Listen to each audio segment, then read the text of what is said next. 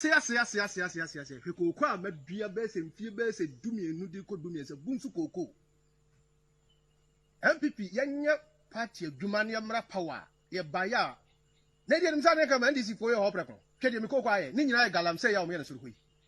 If you con me out, Eba, you took galet to a your battery and an animal, Yasa, see. And so I'm a Koko, a debate and fear your son, a metra.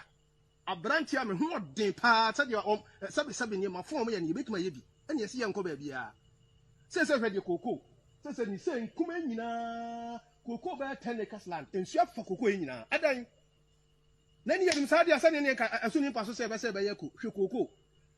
Last year, I cried in sweep at me Cocoina. Says a Cocoa Sunina and some better tea. The Bob Tia have no more cobbles for bucks. No, I say, Cocoa was not about $10. Koko nyina eti ye bon nyina to agu kakran so aka so ye ba be fa ye ba nsuo pia nyina de ko na sei ne ye transase we so ye na bibia nim se ye be boa me aba power pa ne nyina ho ba toyen ne nim se na be de am fa so na so sisi ye ba power o matu galaye tu eti nsuo bon nani te na abafa koko yase sese nya ha ukwa koko po ya de lucky de wo mo nyina na ya de nyim nyina ndra koko ina mase Koko a enfia fa se ase koko no ka bese na MPP tam kra dia se koko a madua bese enfie bese dumienu di ko dumiense bunsu koko MPP yanya party adwuma ne mra power ye baya na dia nimsa ne ka man disi for ye hopre ko kede mi koko aye ni nyina galam se ya o me na suru hoyi efri konne yawo eba ye tu gala tu ye betu ye nananom wo yasa asisi enso yira ma Koko yi adi bese mfia duoso na metwa abranti a me ho den pa sade o sabe ni ma fo mo ya ni betima ye bi ene ese ye nko ba bia se hwede koko se ni se nkuma nyina koko ba 10 acres land enso afa koko nyina adan na ni ye nim sade asane ne ka asuni paso se be ye ko hwe koko last year kwade enso afumim koko nyina se koko oso nyina na samba tete ye de bo batie gu ha no mo ko ba se $4 no I say Koko na was not about $10. Koko nyina eti ye bon nyina to agu kakran so aka so ye ba be fa ye ba nsuo pia nyina de ko na say ne ye transase we so ye na bibia nim se ye be boa me aba power pa ne nyina ho ba toyen ne nim se na be de am fa so na so sisi ye ba power o matu galaye tu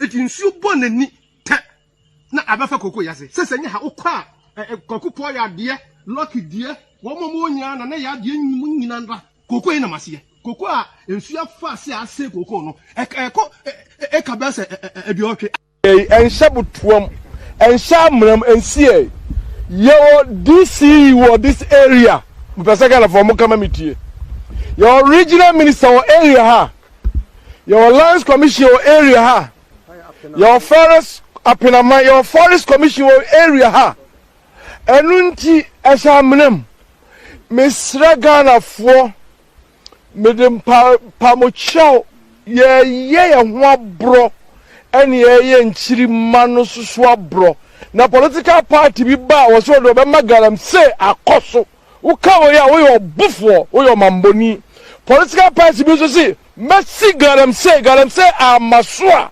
medem akonya beto ho garam say na ma akoso e de en wo ye enya no sam e nibire na America no Ghana Christopher Edoson moma ya ni mriye nya ye na ehwe so mbega na politicians bia ni area ni constituency ni bia Ghana say the people should reject him party be authority this I'm saying the party should be rejected party chairman party secretaries party sponsors maguya ni masi you have become a disgrace and a disaster to this nation.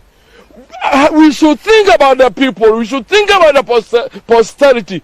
My heart is burning. We should change. And the corruption,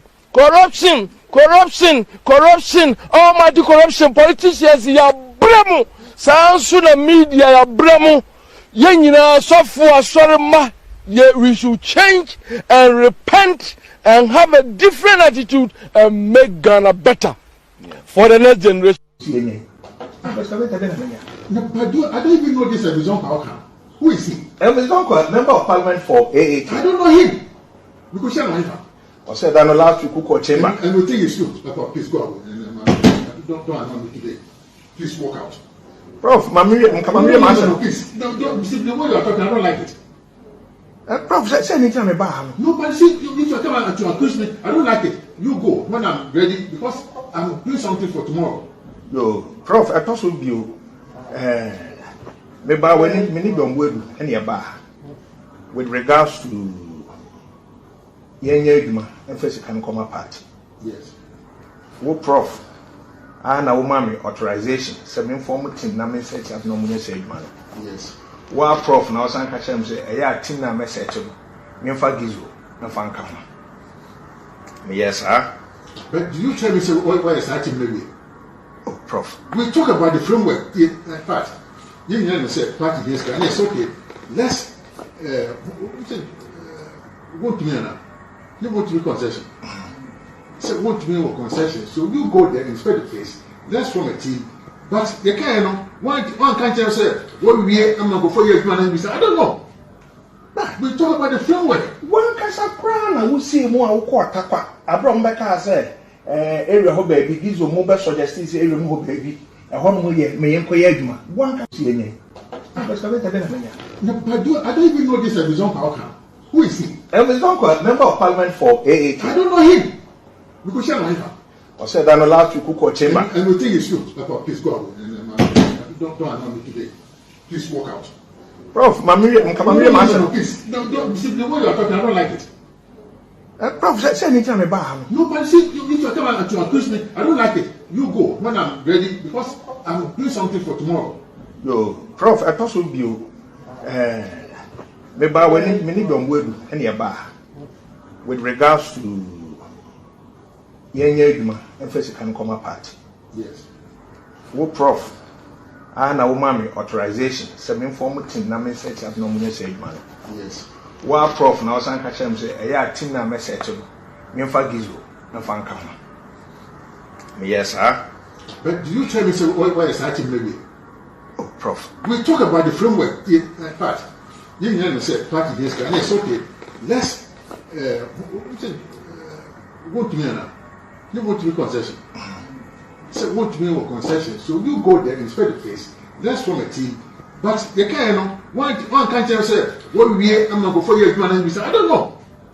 But we talk about the framework. One casa crown, we see more quarter. Abraham Becker said, area ho baby, gives you mobile suggestions, area ho baby. A home may inquire. One casa crown, I'll see so much as. No, we are talking. No, don't bother if I'm waiting. I never want on this case. We need it as a nation in these times. From the pulpit, do encourage hard work, understanding work as a vocation, and patriotism as a virtue. The Ghanaians must condemn mining is not engaged on the issue of illegal mining. I want to assure him and all of you that our condemn mining is not engaged in any illegal mining anywhere in Ghana as we speak. Further, the Ministry of Lands and Natural Resources has, through the agency of the Forestry Commission, with the assistance of the military, made the effort to cordon off all 294 sites of forest reserves in the country. Mienu ene echire ansana nananom atrakunya omo samra boy ene nkura aka afi mpanyinfo nsamtwerefo ena forestry commission adwumayefo reserve a womo ehu mpanyinfo mu adwane omo eba be pie afri kwaye no mu ena macho men a yesusu se kompena wafa kotikwan so a wo tu agudie e wo tano numeri forest reserve no womo etime efre womo nkrofo se womo emra embebo barrier se nananom o forestry commission nsamtwerefo obia empie ene na enya asem ketwa emra empanyimfo ye se omu ni tumi bia se omu ebetimi akase mpanyimfo aba kwaye no mu aba bepam omu tu sika kokko e wo kwan bone so no metwofo no so ye se da bi omu mpanyimfo se omu nchi obi akopem se eniema na mpanyimfo asesa no omu ebeje omu de ka mienu esi kwan etu beriamu se omu ma obia empie ka ba akompodi o hwa sare na siso obakasa police for ka echire ensam trefo hwe se enye police for ka omu ana omu ayesa kopem se eye company wo kire se wono na etu agudie e wo kwaye num aye from eye akonta mining company limited omu mpanyimfo baako owura bi afra na akuoko ebepie mu ho e kan se omu empene ne men anase metro men no omu nsesa niema no kopem so omu nsesa niema na ansana mpanyimfo etime pie free kwaye num ensem a esisi ho no sei ene course no, very illegal. Okay. You don't block our forest. Who are some students? Who? Without any warrant. Forest commission. No one more than you. Only question by some. All right.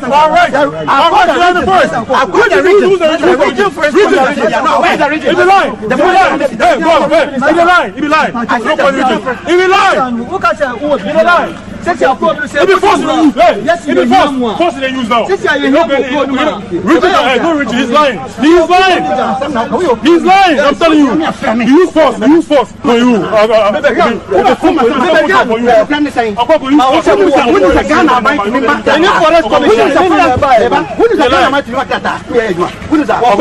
gate. Open the gate. You want to open the gate? Open the gate. You take instructions from me. It's simple. The security agencies come and then take all of us away.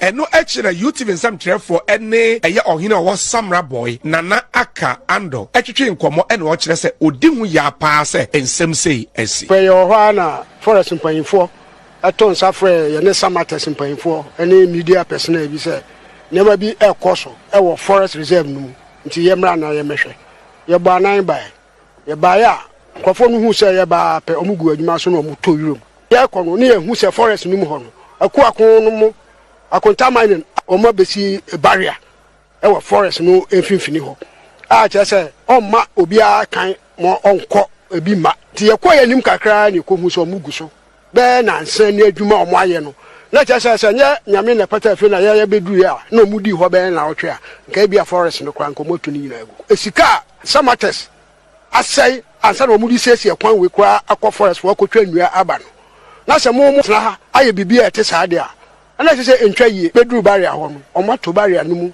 at the cars a block car be crowd there who obaka say police car so police senchire bibia na ho a mo de a block kwan for more than 1 hour 30 minutes na opinion leaders asofofo ne samates mpanyifo a ye nyina o mo ton safre ya call ya ikodi adanse e bae no by 1 hour 30 minutes ni senya nyame na ba fie krapa nka mo bo ye nananom ne ye ne ayaka nyina nti antwa ye o man panyin no tie o man ma asem na Ghana so eda na koma so a forest na almost no on hwe hu bibi zom they are supposed to be on galamse so asafa ho aka zom edina ya wie no hu bibi a enye ye zom edru baby me wo ho an ye beka kire me se galamse fo ya akwa adanse shaft no kura ho ama ha nyina aflodo zom me fra aban wote so se me se mo ma sojafo nkoye mame zom e ka kire me se na yentime nkoma soja fo nkotututuo wo hosa ate South Africa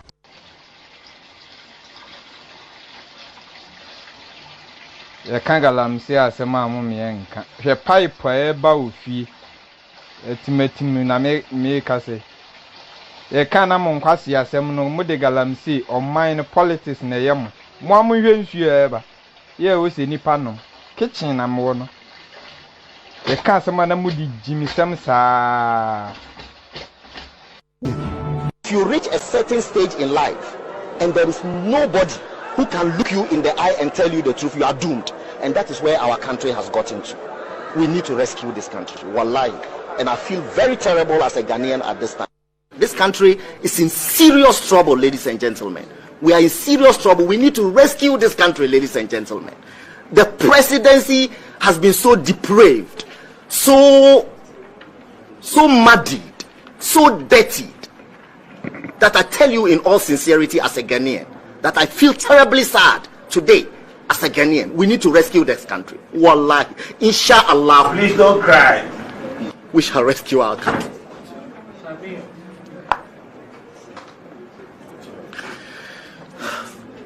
Government is broke, government is broke. The people are spending billions to go inside the government that is broke. Have you ever seen a minister who resigned because government is broke before? Government has no money. Have you ever seen a governor who said, ladies and gentlemen, when I was elected, I thought the government had money. Now I discover government has no money, I resign. Have you ever seen it? Government has no money, but they are bringing money out at election time. Where is that money coming from? So they are lying. What is happening is that there are two types of wicked people in government. Type 1, they eat current money. Any money they find in government, they will eat it. They are wicked about that one. There is type 2.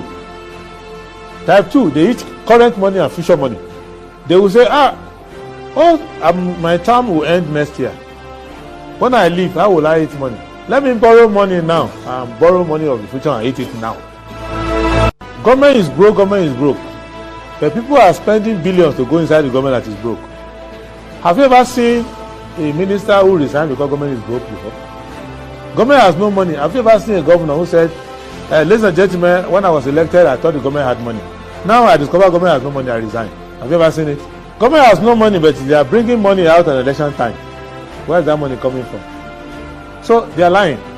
What is happening is that there are two types of wicked people in government.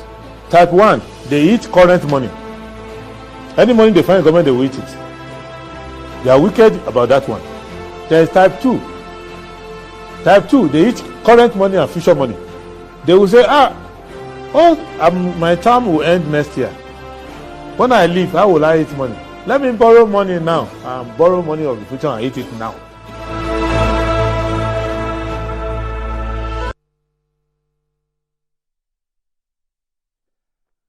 Right, hello, good morning and welcome to the show. This is Good Morning Ghana live on Metro TV. It's a Friday, the 12th day of April 2024. Well, you see how odd it feels like having to wake up and go to bed. Okay, so starting a hashtag today, bang the holiday. Okay, on Wednesday I said bang the damn holiday. That was just off the cover. Bang the holiday, bang the holiday. And we'll try and see what we're going to do about it. But a hashtag, I want to rally as much support as I can to get the relevant authorities to learn to bank the holiday. Anyway, well, by His grace, we're live and we're here with yet another edition of Good Morning Ghana. Of course, I'll let you into our panel for the morning's conversation shortly, but let's take a look at the front pages of our newspapers. Daily Graphic: Islam opposes LGBTQI+. I can't support practice. Baumia. National discourses too toxic. Professor Edu Buando. Ghana to host conference on cashew industry. The Ghanaian Times: Performance tracker. Government executes over 13,000 projects so far. Minister of Works and Housing announces fetish priest in custody for spreading false information. Dr. Bawumia denounces LGBTQ+ on Eid al-Fitr Day. My faith is against it. Fire outbreak at Jamestown. 500 structures burnt. Hundreds rendered homeless. Daily Guide: Bawumia rejects LGBTQ+. Ejisu by-election. EC opens nominations. Airport staff interdicted over cocaine smuggling. Shun divisiveness. Nana tells Ghanaians. Kozi donates materials to Ashali Butchie Mosque. Amelia Kozi. The Insight: Electrochem peddling lies over Songo salt. Ada Songo Lagoon Association insists as it rejects claims by President Akufo-Addo. Mahama endorses Susu's Persons with Disabilities Bill for 5 minimum employment of people with disability in institutions. Free SHS. Every sensible person will opt for a review. Professor Frimpong Boatin. Mahama leads Bawumia by nearly 20% votes in new info analytics poll. Farmers in the Fija Kwabre North benefit from MP's benevolence. That's the Honorable Collins Adumako Mensa. The Informer: I'm opposed to LGBTQ+, Baumia declares. LGBTQ+ bill, be bold. Pastor urges Akufo-Addo to shred off intimidation. Prevent rampant road crashes. New policy on broken down vehicles soon. National Road Safety Authority. Non-working housing sector laws. Tenants vulnerable. Consultant. Corruption-related investigations. Scholarship Secretariat on our radar. OSP. The Inquisitor. Joabin NPP Chairman buffoonery against Napo. Agenda rubbished. Chairman Fifi Joe Card speak. Tribute to Kojo Mabu. The simple easygoing man is gone. Suhum MP dribbles Eastern Region MPP Chairman. Crucial meeting cancelled. New customs boss to shift tables. The Daily Statesman. I'm against LGBTQI+. Baumia declares. Kojo Nkrumah performance tracker reflects government commitment to effective governance. Muslims urge to promote peace. Dr. Gideon Buaku supports artisans and apprentices in Tano North. NBA, no approval for 14 GM seeds for cultivation. The Daily Searchlight. Baumia kicks against LGBTQI+ during its celebrations in Kumasi yesterday. Let us be peace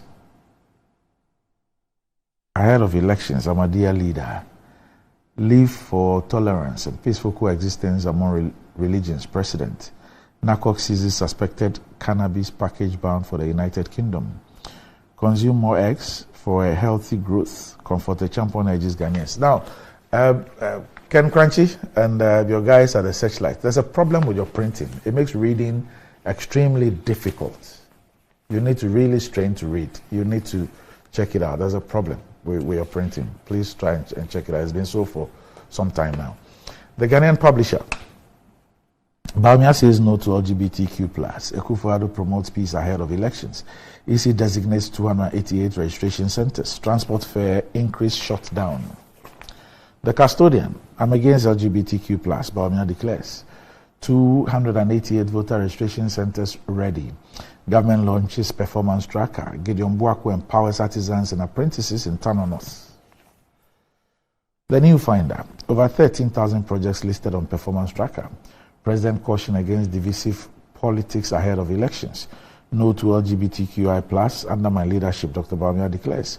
ECG rejects alleged forex manipulation deal with Fidelity Bank. Daily Post. Ignore NPP. Free SHS will thrive under Mahama. APAC.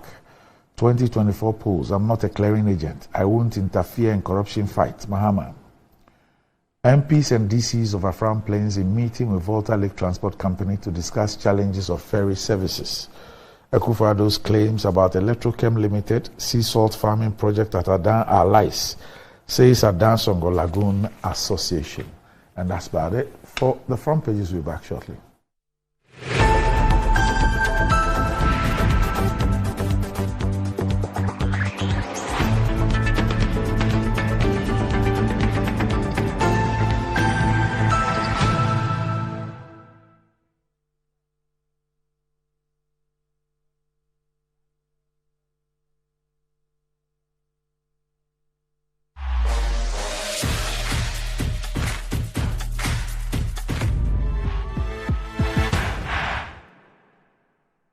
Fortune Rice, it's me emu ediane biara. Yansio kakre bipe, emu no nkikamu. Na ne hwam ne dedie. Delicious. Said your mama tie no pepepe. Ya the Fortune emopa abedwaso. Dana mo a ede. Ma emu ediane nyina. FDA aje ejedi enkrato yatum. It's good to stay strong together.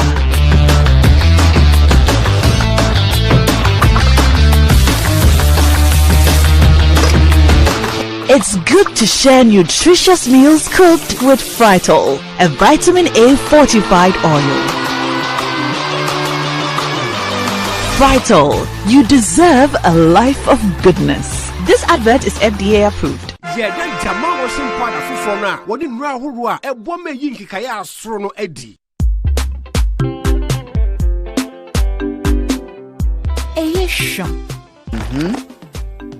Emma unsa ho nhihyew. Ena epu ehuro nsu yi.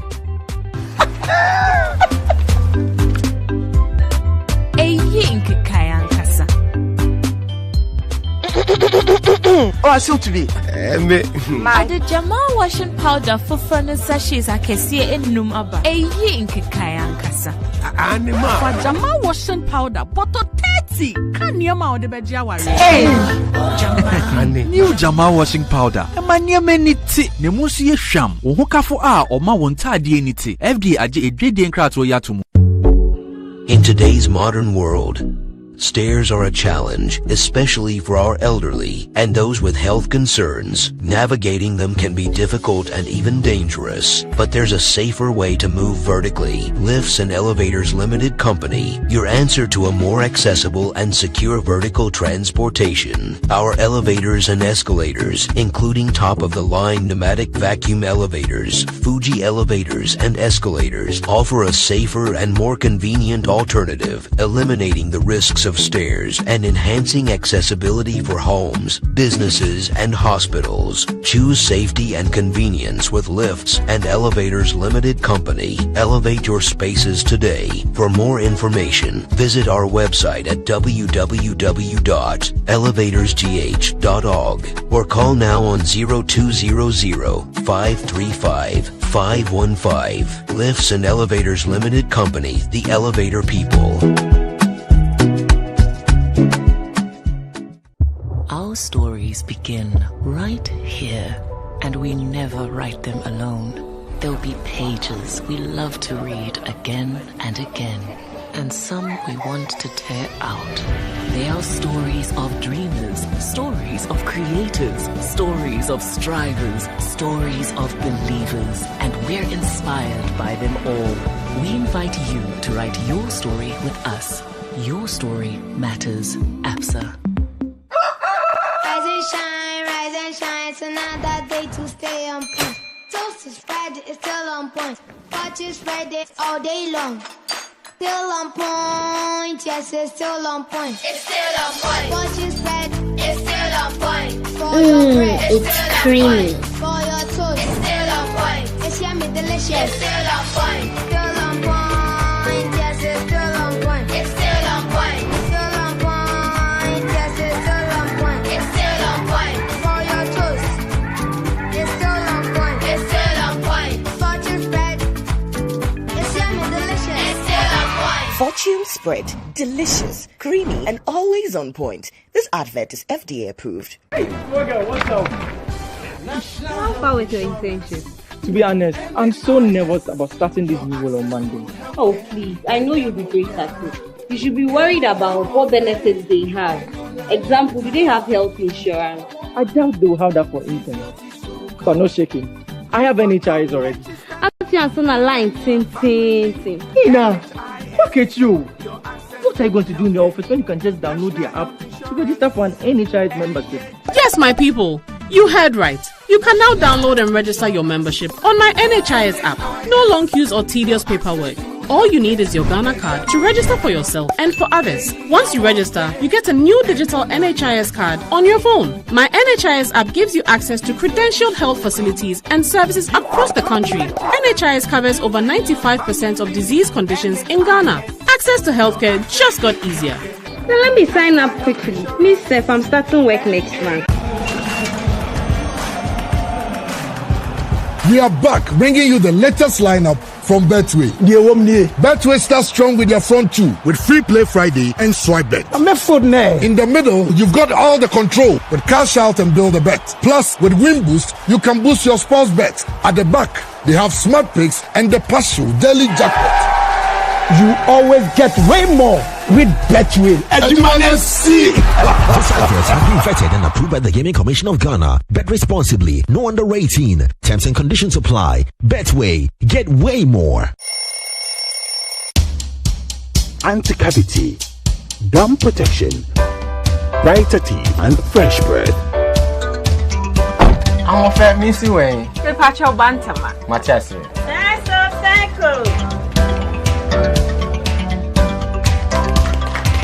Her smile, the fresh breath. Me, Gigi said we used to Cal 360 toothpaste. Some kind. Cal 360 toothpaste. That's here. Cal 360 toothpaste. It's a gum protector. Onim jom kasa. Kile hosing. Cal 360 did the way. It's cool mint. gives me fresh breath and your confidence booster. And you will see feeling Cal 360 toothpaste. Happy smile. Cal 360 toothpaste, anti-cavity, gum protection, brighter teeth, and fresh breath. Cal, happy smile. This advert is FDA approved.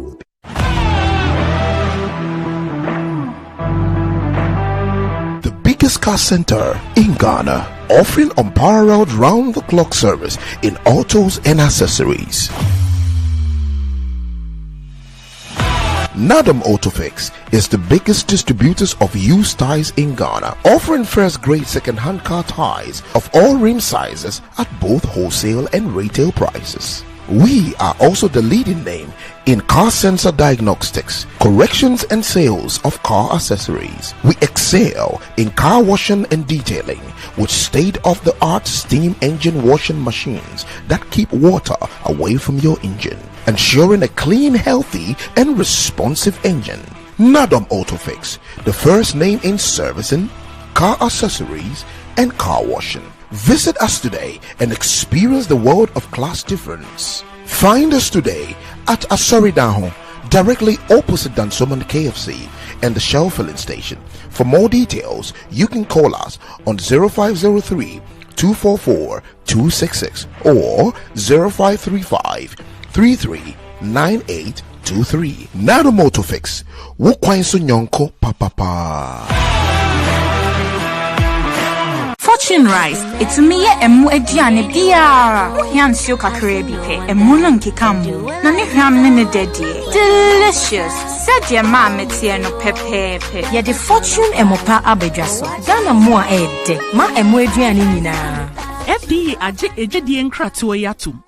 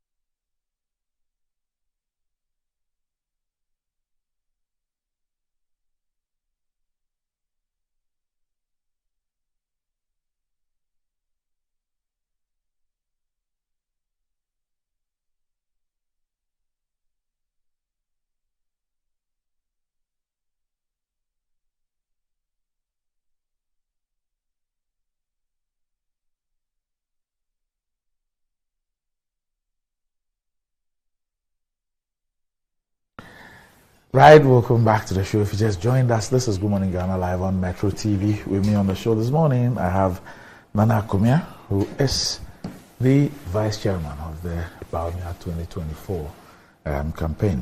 Nana, good morning. Morning, Radhi.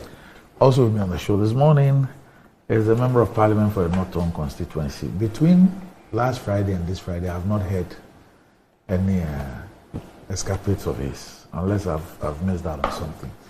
So it means that at least for a week, he's been observing the Eid. No, idle. He's been idle. Okay. So Samuel Okuja Tuablakwa is the Honourable Member of Parliament for the North Tongue constituency. Good morning, Sammy. Hi, good morning, Dog. Good to see you. Good morning, Nana. Why have you been idle? Nana says you've been idle. No, I've been busy in the constituency. Lots of things are happening in my constituency. Oh, that's not what we mean by you being busy. You're talking about my investigative The previous week you had three issues in 1 week. Yeah. This week, 0. Yeah, because I've been following up, a number of follow-up actions. Okay. My lawyers were instructed they are going to court. There's the OSP angle. There's a motion for Parliament. So we're doing the follow-up actions on those scandals, particularly the 2.6 billion CD digitalization duplications in the health space. So this week I decided to carry out the follow-up actions as promised, and then to spend more time in the constituency, we commissioned the CTFM Foundation and Ghana Chamber of Mines sponsored health center in Mepe. So for the first time, the people of Mepe have a health center. Previously, they were relying on the Bator Catholic Hospital, and they just had a few CHIPS compounds which were submerged due to the spillage from the Akosombo Dam. Now they have a modern health center, and I do like the design very much, and I think that the government should consider the design and adopt it as a model across the country, because it comes integrated with bungalows for staff. The nurses, the midwives, and when it's upgraded, the doctors who will work there. The good news is that my partners in the US, SOS International, have approved my request for a 40-footer container of medical equipment, which have been shipped. They're on the high seas, and so we're going to fully equip that health center. It will soon be a hospital, because I have plans of expanding, giving it a surgical theater, a pediatric block, and possibly a maternity block in no time, because we have the medical equipment now, and there's no need wasting this medical equipment, which are arriving soon. So I want to thank the Ghana Chamber of Mines. They've done a great job. 1.5 million cedi is the cost of that project. So that's no small amount. They have done very, very well. In addition to that, they are helping us improve sanitation, 400,000 cedis for public toilets in the Mepe enclave, because you know the Ghana Medical Association during the spillage raised concerns about insanitary conditions, which led to people presenting with cholera, typhoid, and other, insanitary diseases. So the Chamber of Mines is helping us to address that. I must say that Ghanaians have really been phenomenal with their support. And why we are so excited about this hospital is that we didn't benefit from government's Agenda 111. I've always been wondering why. Because the criteria they established was that districts... Is that a place? Yes, districts that do not have district hospitals, as in government hospitals, will qualify. But surprisingly, Northtown didn't make it to the list. It's the Bator Catholic Hospital, which is not a government hospital. That's under CHAC. This is the Catholics who helped us with that since the 50s, and it's really been our saving grace. So this is great news. We just loving it. Is that Samens there? Yes. Samens was there. Bernard Avle, general manager, was there. Then Mr. Mototi, the president of the Ghana Chamber of Mines, was there himself. All his vice presidents, the CEO of the chamber was also in attendance. It was a really, really lovely event, and I want to thank the Chamber of Mines very, very much. And it tells you what we can achieve. We did this in less than 2 months. And 1.5 million. Only God knows how many months it will have taken if it was a regular government project, and even the cost. So what we are learning, what we are learning from these interventions is that, look, we can do things far less and more efficient. The new Minister for Works and Housing. Yes. Has been at the place. Yes, he has visited. And the government is now rolling out stuff. Yes, he's announced that government will soon commence work. So yes, I can confirm that he has visited, and work hasn't started in terms of the actual construction from the Ministry of Works and Housing. The District Assembly's Common Fund Secretariat, they have also come in there. They have started some work. They've brought in workers, and they are beginning to dig foundations. So I think that this Assembly Common Fund is ahead of the Ministry of Works and Housing. But we are beginning to see government rise up to their obligations. And as they say, better late than never, because many people don't realize that as we speak, about 7 months down the lane, there are people still living in tents. Many people forget that. If you go to Dagome, if you go to Agbetipo, Dofwa-Didome, you go to Cassava, there are people who are living in tents, roughly about 2,000 people. So even though we have rolled out 2 major housing initiatives and we started a third one, the MP and Partners projects, we still need more housing. And then we have not addressed the vexed matter of compensation. I will have thought that at least as for compensation, because that doesn't require much. The data is available. The farming season is upon us. The people are largely farmers. What does it take to, help them with compensation so they can go back to their farms, to their livelihoods? Are these some of the tents that people are still staying in? Yes, people are still living in these tents. So there's been a lot of work in the constituency.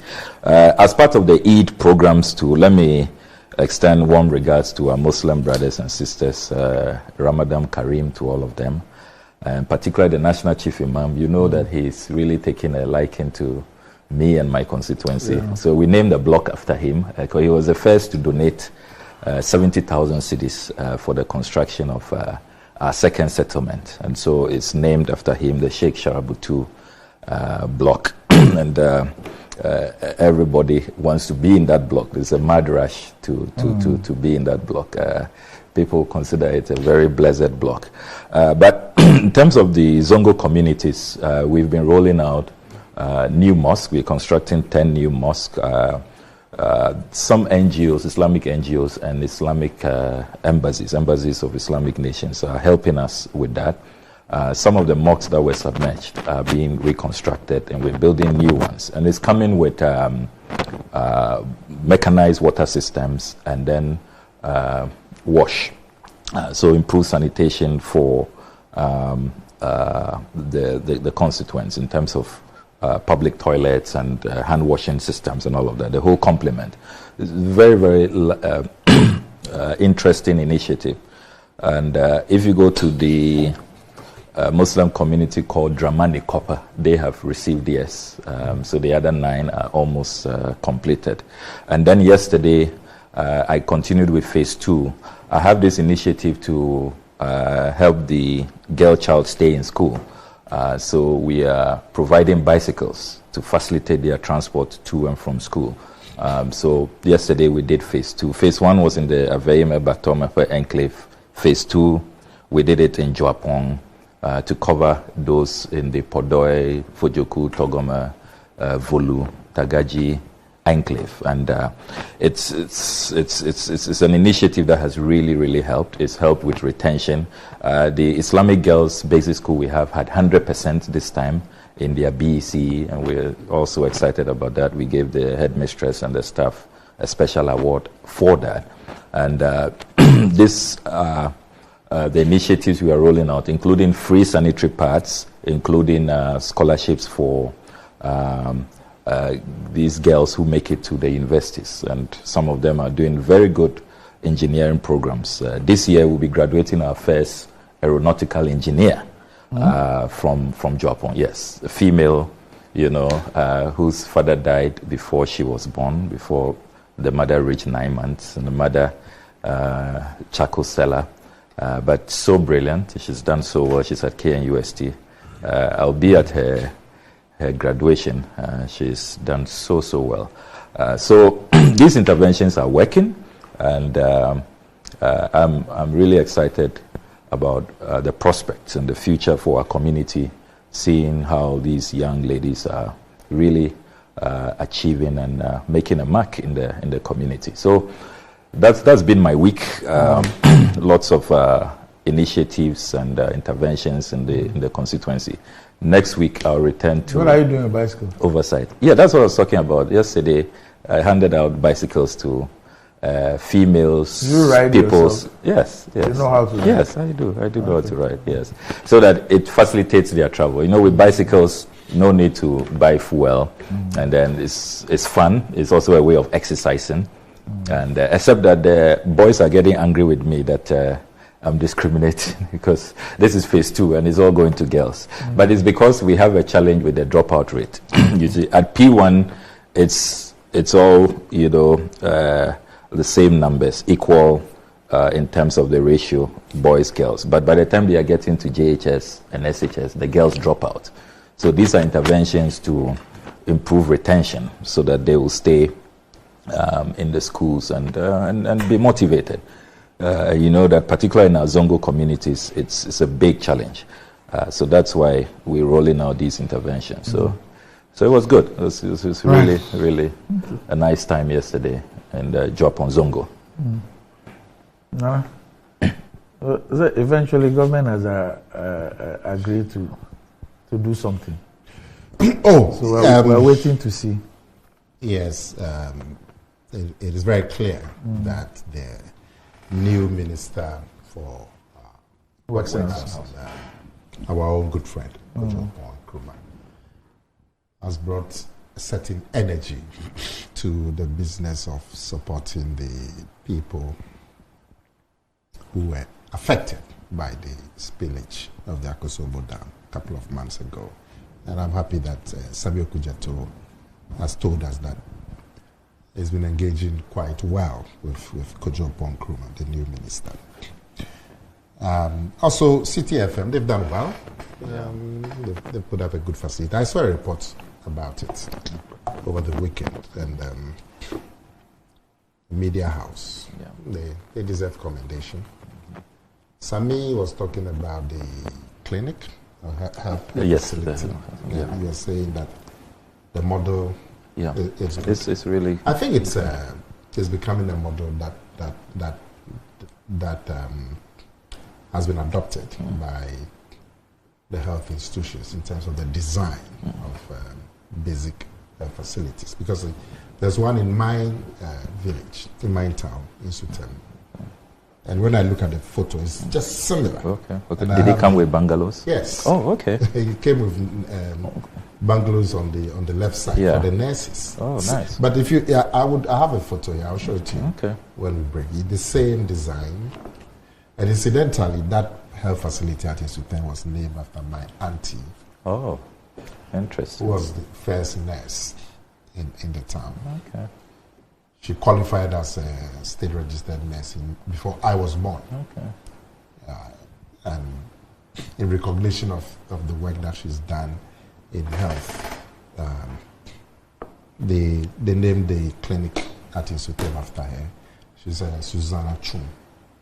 And so the clinic is called Susanna Chum Clinic. And we commissioned it over the Easter. So I was present. This Easter? Yeah. Okay. Last 2 weeks, this commission. And we had a bust of her. And then a library too was commissioned in the town.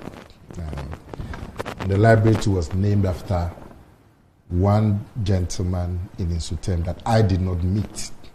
And he himself didn't have formal education. Okay. It's called Openyin Date.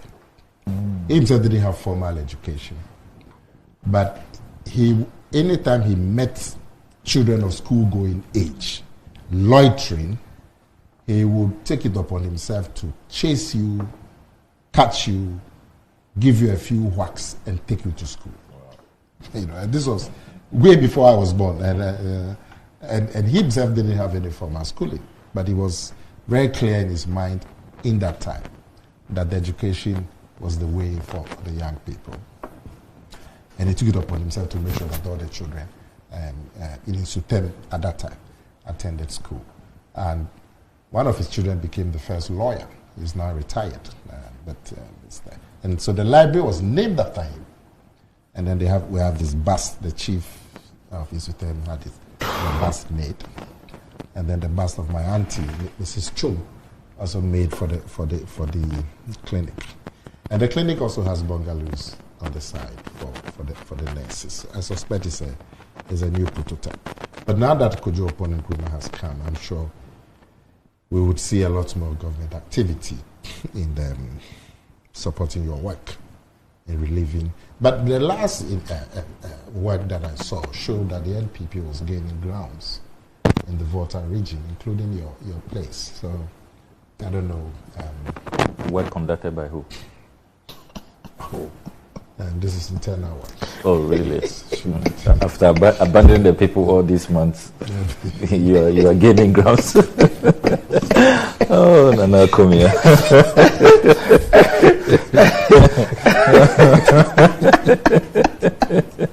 This is a Hudios poll. Obviously not from Global Info Analytics. Obviously not. NPP is gaining grounds in the Water region, including constituency. So we'll see. Including Sammy's constituency. Wow. So we'll see how it goes. Wow. And when you speak to the young man who is challenging Sammy, he's full of confidence. Your client's son. Do you believe in his confidence? So, I mean, the elections are only a couple of months. Okay, so we'll okay. I'm never complacent, so no problem. I'll keep working hard. Last week, yes, we talked about, if I remember, the single source thing and so on. Yes. Yeah. And I had said that if you could show that the NPP had engaged in about 80% single sourcing, then clearly we haven't lived up to expectations. So, this week, one of my media monitoring boys brought to my attention some story across those online stuff. And Kumia says it's embarrassed about me and Kufuado on fulfilled promises all over. I'm like, and they were referencing Metro. And I said, but we talked about single source. We didn't talk about promises and so on. Was it not probably an old, because I'd seen that story before.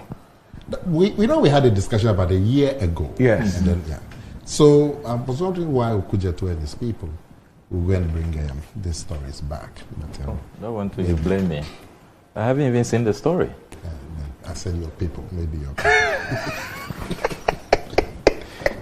Said Kumia is embarrassed at government. They created a pressure as if it was something you just said. Government, especially rent assistance. And I'm like, but the rent assistance thing is even one of the fulfilled promises of government. So I don't know why you included that one in there. But anyway. Then did you say it's a fulfilled promise? Sorry? Did you say it's a fulfilled promise? The rent assistance. It's going on. We discussed it here when it was launched. Have you forgotten? How many people have benefited from it? Well, what government has to do is to give an account of it. They have recently, I think. How many people? I think they did. It was some. In Parliament. Yes. There was an urgent question filed. Okay. They did. And what was it? Yeah. They did. I'll just look it up. Some. I'm not sure that even the young people in this neighborhood will suffice. But it's there. They can access it. The rental assistance. How much money has been put there? Oh, it's a revolving fund. Yes, and the way it's been crafted, you pay. So there will always be money to fund it. So, for example, if your camera people, because they are working at Metro, yes, and they have guaranteed income, yes, they can apply for it. The rent will be paid, and it will be deducted. It's not even national. It's not national. But where is it? They piloted it. Yeah, they're still piloting. They're still piloting. Just, well, but this has been launched. I'm saying that if the staff of this company all go there, it will collapse. No, it will not collapse because it's revolving. No, but revolving still has some. Depends on the basic. Yeah, you have to put some money down. But at least it's been launched. Oh. So for some tokenism, complete tokenism. Oh, but you said the pilot. No, because see, Nana, you held that presser. Yeah. Yes. The issue of rent amongst young people, for which reason you even held the presser, showed that, look, this was one of the biggest issues affecting young people. If you take the issue of jobs, it's about rent. And that is the reason. Yes, that's the reason why you even had to hold the presser to assure them that in your next administration, that will be done. In your fourth year, because that was not a first term promise. It was a promise made for the second term. 2020. In your fourth year, when you have 9 months to go, if you look at what has been done, nobody should even raise it as a fulfilled promise. Well, let me say this. I don't know what has been done, but I know that it was launched. Like I said, government should give accounts of what has been done so far. How many people have applied, how much monies have been voted in, and so on. But at least it was one of the projects that have been launched. So I was surprised when some Okujos collaborators added yesterday. And then they have all this, all these Nakumias and Baras and Baumia. So when he said he was busy in his constituency, I said maybe he's not involved. I was going to put it on him. But now you absolve him. Well, but he has his people. Okay. All right. So if you're looking for a toothpaste that will take care of all the family and save money, the recommended family toothpaste is KEL 360 toothpaste and is approved by the Food and Drugs Authority. KEL 360 toothpaste provides you and your family with all-round dental protection throughout the day with freshness. KEL 360 toothpaste is good for kids, children, and adults. Let your family be a proud family when they step out by constantly using KEL 360 toothpaste. KEL 360 toothpaste brightens your teeth, prevents cavity, and with its cool mint, gives you fresh breath throughout the day and protects the gum from decaying.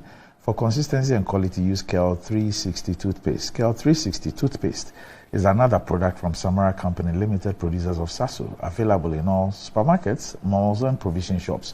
You can call Samara Company on 0246 864 798. KEL 360 toothpaste, happy smile. And enjoying the fruits of your labor, they say, is as important as enjoying the mansions of your labor. The pains of climbing the stairs when not exercising could be challenging for all ages, but worry no more. Lift and elevators have got you covered with the best portable American pneumatic vacuum elevators on the market today. It's a simple self-supported elevator for both homes and offices, and guess what? It can lift your goods too. Wheelchairs can fit in, and they come in 3 custom-made models. It's affordable and can be installed within 3 days. Visit Lift and Elevators at Sakumono, or just call them on 0200535515 or send a mail to elevatorsgh@gmail.com for consultations and the best solutions in easy vertical movement. All right. So, Nana, Sami. Did they say yes, prevents gum disease?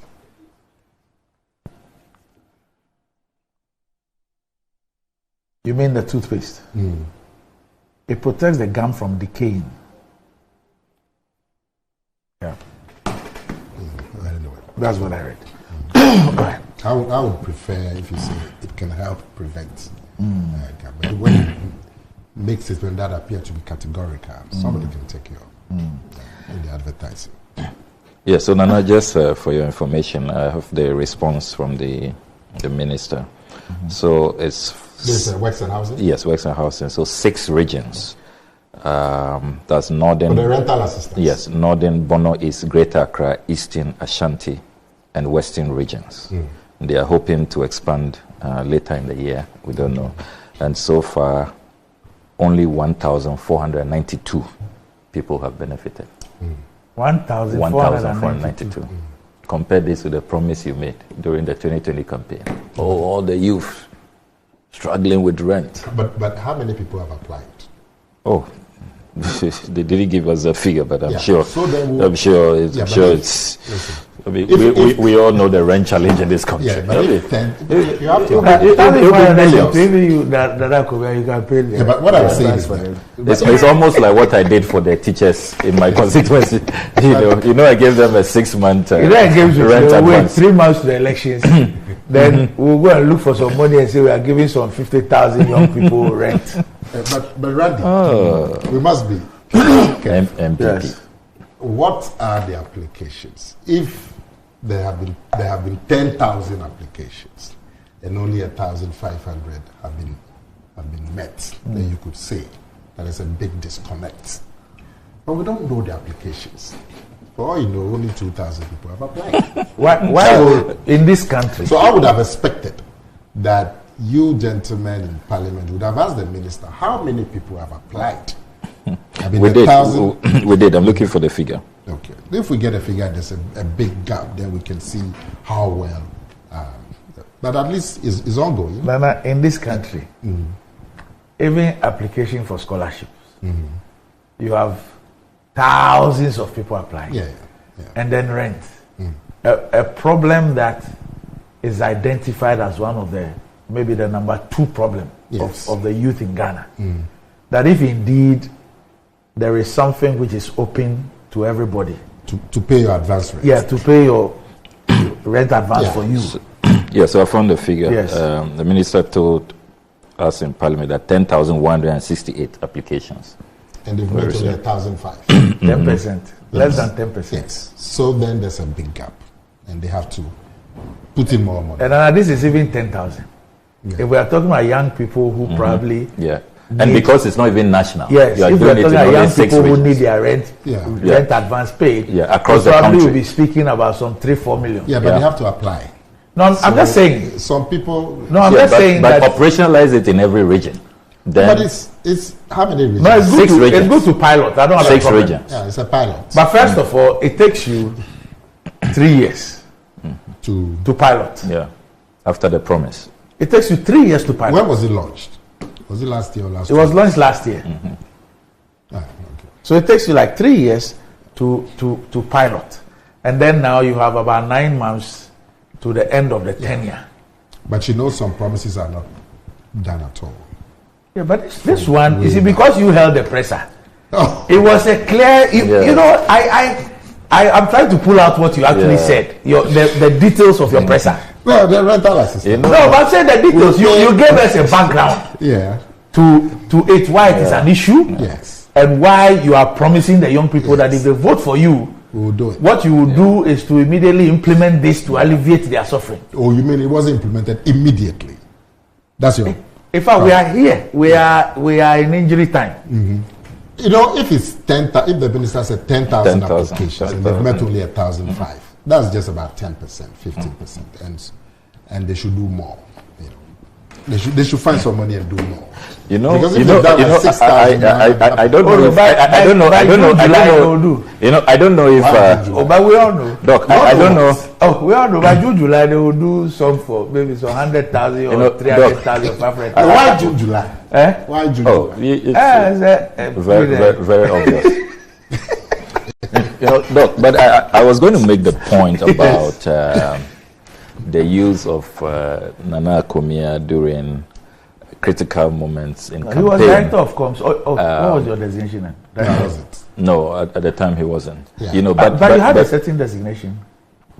I was director of comms for 2016. The 2016 campaign. But that's at 2020. It was just you as Nana Akomia. Yeah. Oh, okay. Then, Doc, as you were, reminding him about major promises that he was asked to put out, because he has a way of communicating and the way he will speak with conviction. We're putting that on the spot. It's not fair. That's his habit. You recall, Doc, a similar one that they will build 350 senior high schools. Well, Nana has addressed that too. Really? He has addressed that. He has addressed that some what's years. the problem with that? Some years back. Where are the schools? On this program, the issue came up. And he says that we should ask those responsible. Oh, just that? But listen, Randy. Yeah. But he was the first to announce it. No. But he didn't say he would build. No, but beyond that. He is part of the government. 2 seconds. Beyond that, the NDC have tried to say that I'm the one who announced it. Yeah. How can a director of communications announce his own policy? We didn't say it's your own policy. You announced on behalf of Nana Akufo-Addo first announced it somewhere up north. Yeah. Then Dr. Bawumia also announced it somewhere. Yeah. Then he put credibility. Then there was to it. a presser that he announced. Yes, a major. I didn't put credibility. Do you know when it was first announced? It was part of the free SHS agenda. Now the NPP in 2012 August launched its manifesto for the 2020 election. 2012. For the 2012 elections. The manifesto was launched at the press center. You remember? GJ. It was a huge event. And all the spokespersons of various sectors came to announce what was going to happen for the various sectors. Right. Jan Bafo, who was a spokesperson for education. I like the way Dr. Bawumia mentions his name. Oh, as part of that solid team. I don't know why you want to get me distracted. Professor Jambafo. What a solid team. Have you checked the exchange rate? I'm sorry. Finally, and I remember the date, it was 30th of August. Okay. And at the GJA, when the manifesto was launched in all the various sectors, Jambafa was the spokesperson on education. And in putting out the details of the free SHS program, he's announced that government was also planned to build 350 schools to make up for the anticipated increase in enrollment when the secondary education became free. So that was the first announcement, 350. And it's actually in the manifesto. 2 weeks later, or 3 weeks later, President Mahama, campaigning in the Volta region, also announced that when they won power, they're also going to do 200. So the NPP won the 350 was announced 3 weeks before the NDC 200. So I'm not the person who put it. The NDC has tried to portray it as my personal policy that I say we'll build 350. So once in a while, when they have nothing to do, and they put that, we'll build 350 together, and I just look at them and I laugh. So you are not worried about your credibility? That increasingly you are made to announce these promises and there's no commitment to deliver them. No. There's no commitment to deliver. The next time you are put out there, will Ghanaians listen to you? That's why you know you are my good friend. I'm really worried. I don't want you calling a press conference again and everybody say, Nana, come here again, please. Forget about his promises. Ghanaians listen to me a lot. Yeah, that's why I'm worried. Including yourself. That's why I'm worried that your image and your credibility is at stake. The things that you announced on behalf of your government. When do you want me to go through some of them? Oh, Nana, do we have time? Nana, you should care about your credibility. Randy said we don't have time. I was going to mention just two. Let's try to move on to something.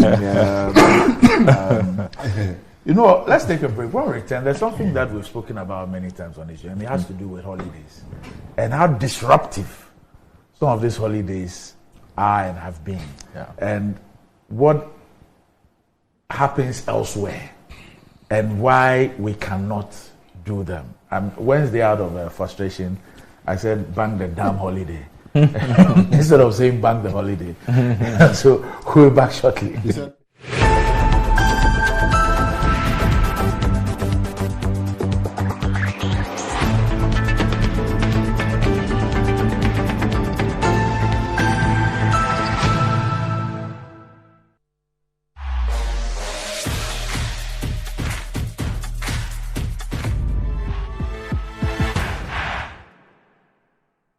Fortune Rice, it's me emu ediane biara. Yansio kakre bi pe emu no nkekamu. Na ne hwam ne dedie. Delicious.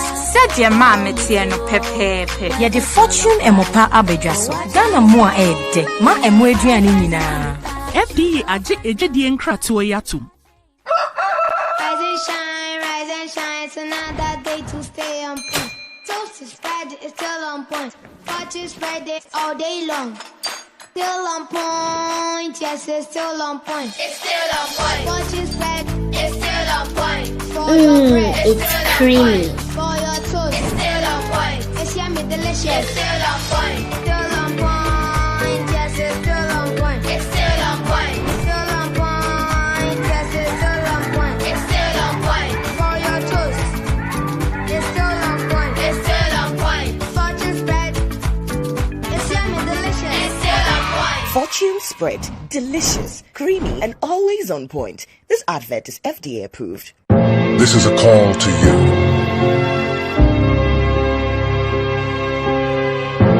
The dreamers. The ones that see no boundaries. Dreamers take a chance. The explorers that chart their own path. Unlock the vibes, connect the energy. The ones that dare to challenge the status quo. Get connected, feel the vibe. When others try to think outside the box, you wonder, what box? Catch the wave, enjoy the ride. To the architects of their journeys.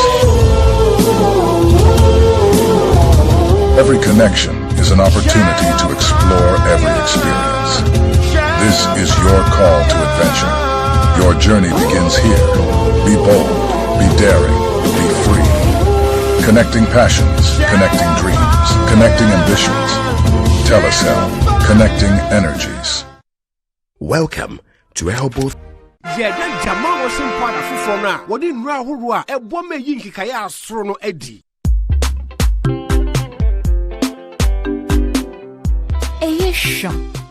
And secure vertical transportation. Our elevators and escalators, including top-of-the-line pneumatic vacuum elevators, Fuji elevators and escalators, offer a safer and more convenient alternative, eliminating the risks of stairs and enhancing accessibility for homes, businesses, and hospitals. Choose safety and convenience with Lifts and Elevators Limited Company. Elevate your spaces today. For more information, visit our website at www.elevatorsgh.org or call now on 0200-535-515. Lifts and Elevators Limited Company, the elevator people.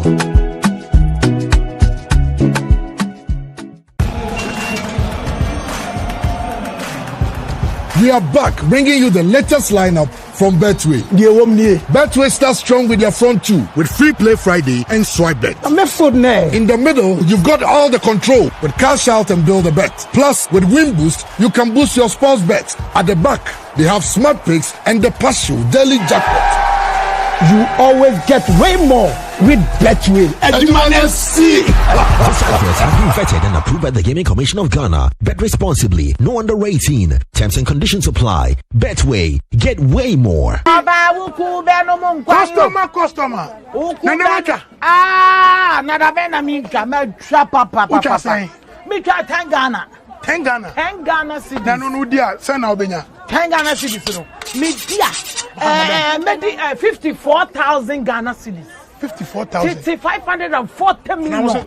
Here. Yeah, the one na me ka me di ehun. Skasa. Yeah. And then akika ade tena we. Tena wa boki. Draw no na asase no we. Mami mi volume no.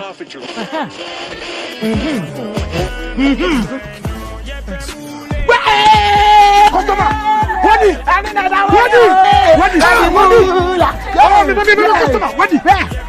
One of our daily lucky winners. Dial *946# to play now. Or you can also play online at www.gamepackgames.com. Game Park is regulated by the National Lottery Authority.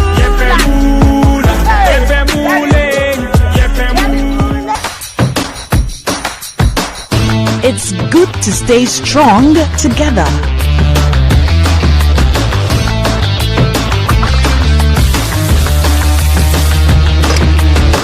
It's good to share nutritious meals cooked with Fritol, a vitamin A fortified oil.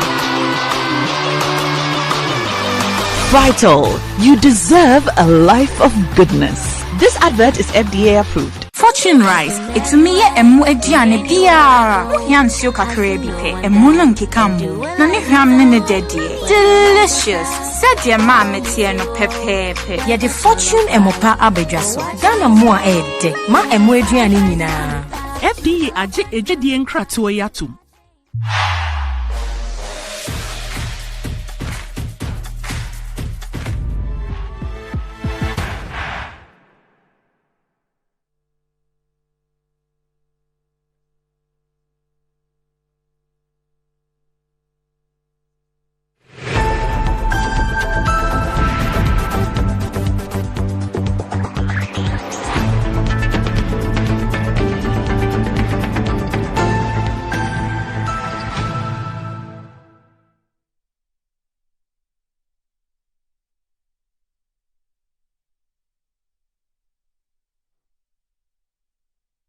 Back to the show. If you just joined us, this is Good Morning Ghana live on Metro TV. Still with me on the show, I have Nana Akomia and Samuel Kujeto Ablakwa. But what does wealth mean to you? Do you want to live like a tycoon? Remember, I was God and more like God the power. Ghana's newest lottery game draws live on our Dome TV at 9 a.m., 12 noon, and 6 p.m. daily. Now pick up your phones, tablets, and computers and download the Game Park Games app on Play Store. You can also play on the website at www.gameparkgames.com. or by dialing star 946 hash. On all networks, just choose 4 numbers from 0 to 9. It's easy to play and easy to win. Charlie Meg will play this game and make some mola. Nobody beats out in Ghana. Game Park Games, more mola, more power. This game is regulated by the National Lottery Authority and is not for persons under 18. Play responsibly. Ayesoko. That could be big, but Betway's cash out be bigger. Betway is giving you more control over every thrilling bet you place. Enjoy the biggest and most reliable cash out in Ghana on Betway without any hassle. Sign up today at betway.com.gh. Terms and conditions apply. It's not for persons under 18. This is regulated by the Gaming Commission of Ghana. Betway, get way more. And Blue Jeans Energy Drink has been on the Ghanaian market for over 20 years. We already know what it does for the body. It contains vitamins and nutrients like vitamin B2, B3, B6, B12, as well as taurine and guarana, which are known to boost your strength and energy, as well as promote high performance and endurance. Blue Jeans Energy Drink has been tested and tried. It's indeed the best. Blue Jeans Energy Drink is for bold and active men and women. So go and grab a cold can and power your day. It's in shops nationwide. Budget Cash and Carry Limited. For bulk purchases, contact Budget Cash and Carry Limited on 0208 128 190 055 Okay, so let's watch this. According to the Ministry of Interior, these are the holidays for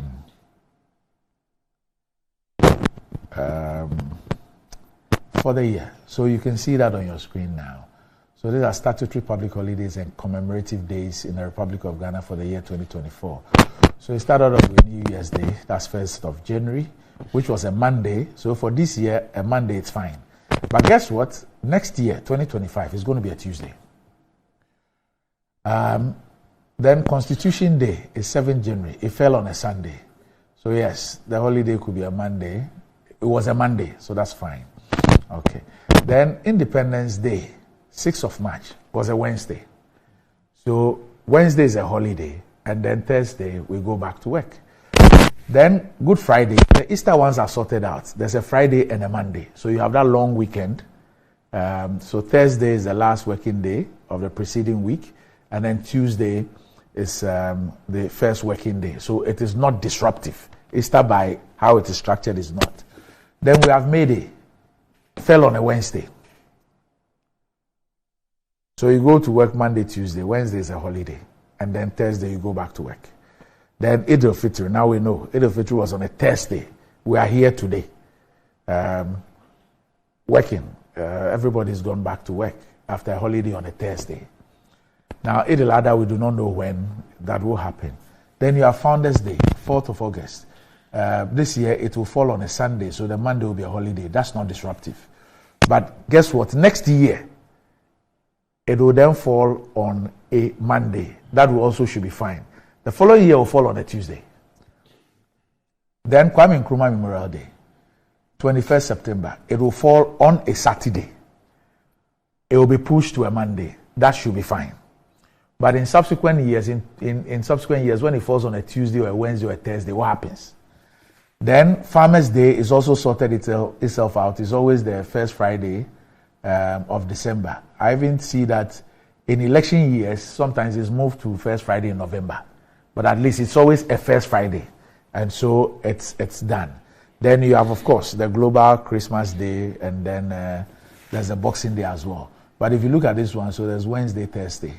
And so Friday then becomes a working day. The only thing is that for most schools will be on vacation. For most establishments, that's when you have the Christmas break, really. So sometimes it takes care of that. And then we have our commemorative days. These are not holidays. So Africa Union Day, and then 1st of July, Republic Day. Now, elsewhere, gentlemen, and that's what I start off with you. Elsewhere, when the holiday falls on a Tuesday, a Wednesday, or a Thursday, it's pushed to Friday or Monday, so that the week is not disruptive. So you have a flowing. But then the activities are still held, so it's commemorated. But here we will take that particular day. So, I mean, on that particular day will be the holiday, and then the next day you come to work. Elsewhere, it is banked, and so you have a long weekend, and then the working week is not there. Why can't we do same? Well, or why didn't we do same? I would wish that we do same, and it is one of the low-hanging fruits. It doesn't need much money. The benefits totally outweigh the disadvantages. I would wish that President Akufo-Addo goes down as the president who would achieve this banking. Banking just means bringing it all on a putting in the bank. Yes. And it's done elsewhere, and they call it bank holidays. And I wish that President Akufo-Addo would take advantage so that he'll go down as the president who brought this into our holiday calendar. Because the way that the holidays are structured at the moment really leaves a lot to be desired. And all we need to do, with like the Muslim thing, the Eid al-Fitr and so on, it's a matter of having discussions with the chief imam and the Muslim clergy and coming to an understanding. So that if it doesn't fall on a Friday, it is moved to Friday or Monday, whichever is closer. That's the holiday. Yes, that's the holiday. But all the activities could be done on that day. That's the commemoration. Yes. So the prayer, so the Independence so like and all those currently, this holiday fell on Thursday. Yes. So it could be commemorated.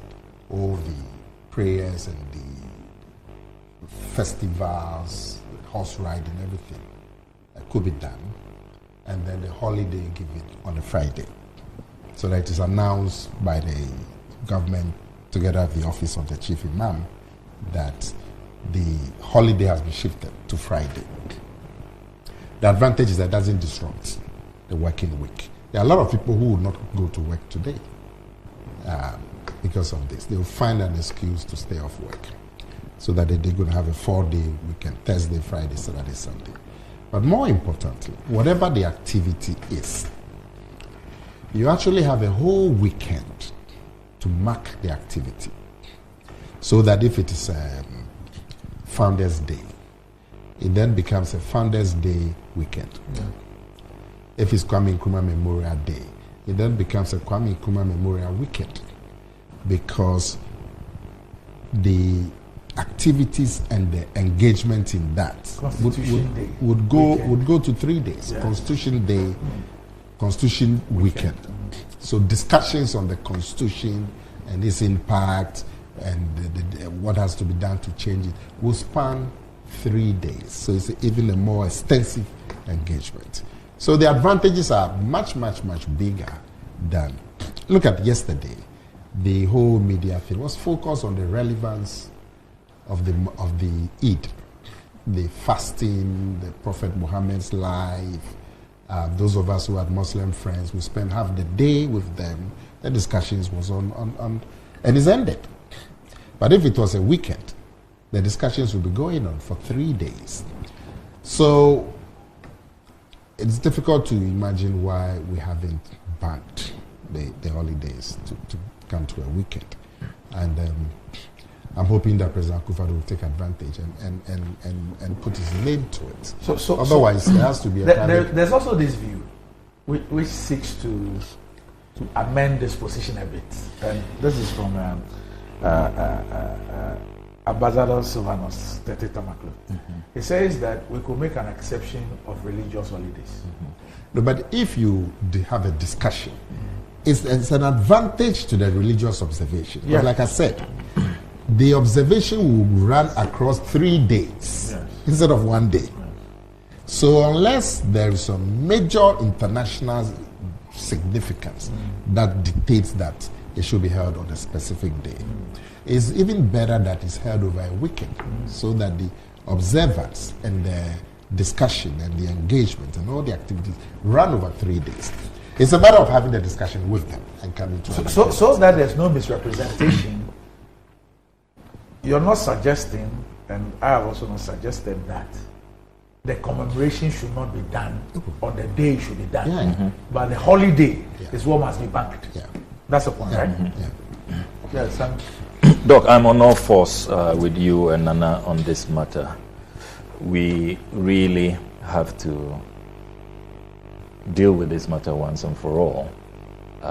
See what's happening this week. A disruption yesterday, very significant day, very important. I was talking about how I spent the day with my Muslim brothers and sisters in Japan, in my beloved North Tongue. We commemorated the day beautifully after we, had meals. We even had fun games. Distributed our bicycles. Interacted with students and young people. It was fun. But then you have to remember that you must cut short.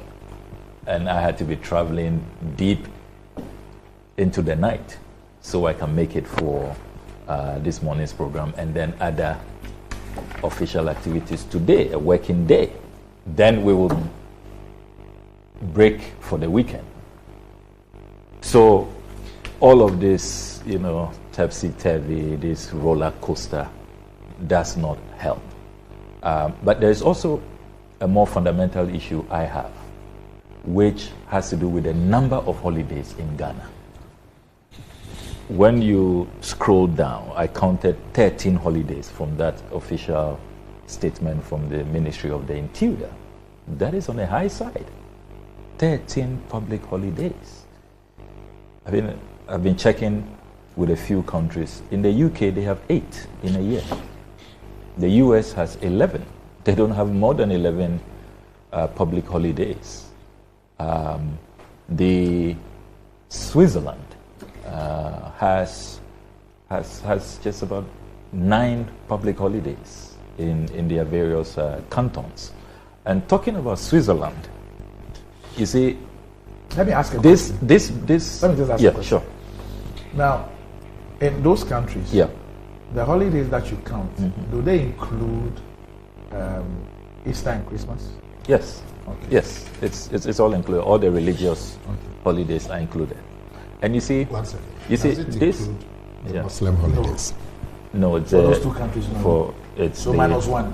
So it is the Christian, festivities. So you need to pay attention to the impact of these holidays on productivity. Talking about Switzerland, listening to the BBC this morning, a very fascinating story. So the Swiss city Geneva has just made a profit of over $1.5 billion. And the big discussion in Geneva is how they can share those profits with the people. So they are discussing how those under 25, for example, can get free bus tickets, free train tickets. And they are saying that they have been so productive, so efficient, that from 2025, they are going to reduce their taxes. That they think that the efficiency levels are now so high that they can do without a good number of taxes. Incredible. Here you have the AMA, KMA, who are still depending on central government. I've never understood that. KMA, TMA, AMA should be able to run. Look at the industries within the Tema enclave, within Accra, the Accra Metropolitan Enclave, Kumasi. Should they be depending on a share of the District Assembly Common Fund? So we do not take productivity serious in this country. We do not take efficiency serious in this country. And the taxes that are collected, if you follow the money, the lack of prioritization, the leakages, the wastage, it's just nauseating. So this is an important discussion, and it has a larger impact on the economy, on how we can improve our livelihoods, transform our country. And I think that is a discussion that we must really have.